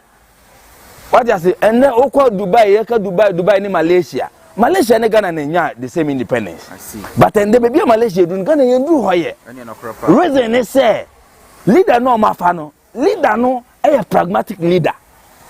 Ghana ha ya fa lawyer, ya fa communicator, ya fa teacher. Okay. Omo nyina nkosiaga. Omo baba be yebi. But then do say businessman. Euro Canada Japan. Ono so yemfa ma no. Na yenhwe. Ba me de me oni mugidie. Eso betime win election. All right. Me pacho ye be o number na ye invite o e wo TikTok no so. Na one delegate ne Ghana fu nyina so asan dey. Akasa biem na bra wo koyi last words na wa share the force so. All right. Kwa ansa na share TikTok no. All right. Me the American say delegate Emre Nason we de me fa Euro Steven Tim moto bia ye fa de boa no say time aso time Nason ese MPP yetimi ebeji Ghana si wo 2028 na time na aso ni nyina say yentimi yi Euro Canada Japan dia yen forget 2028 but say yi Euro Canada Japan Ye campaign check. Because the Mabuni say Yan Fanembra. Embro say Yan Famombra. A Christopher say Yan Famombra. A Pepe for say Yan Famombra. Abosum for say Yan Famombra. And that dainty a delegate for Muntie. If you are delegate for Yasramo pass. A man so 31st January 2026 news dua. Mokwa, Mamu Shebe Biasa number 1. Yera Kennedy Agyapong. Monto abanemano. Na Ghana embe krabehwe.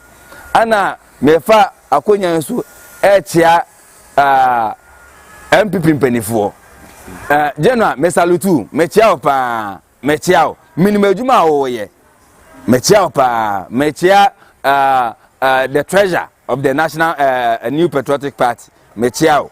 Ana mechia Yera Kennedy Ohene Agyapong. Bebi a wo bia Nyankopon ema wanwode normal to me na 276 constituency ni nyina wuchi mu no omo wadom netimi fa ko na Ghana fo entie o eni nduma pa wo ye mesanchia the Ashanti region ahye ne nsa Mr. Mensa ana mesanchia Mr. Frimpong mechia mu nyina medamase. All right, Chama. Yes, you that. Now, if I TikTok handles, now we be so follower. All right, my TikTok handle on Abuchi. On Abuchi. Yeah.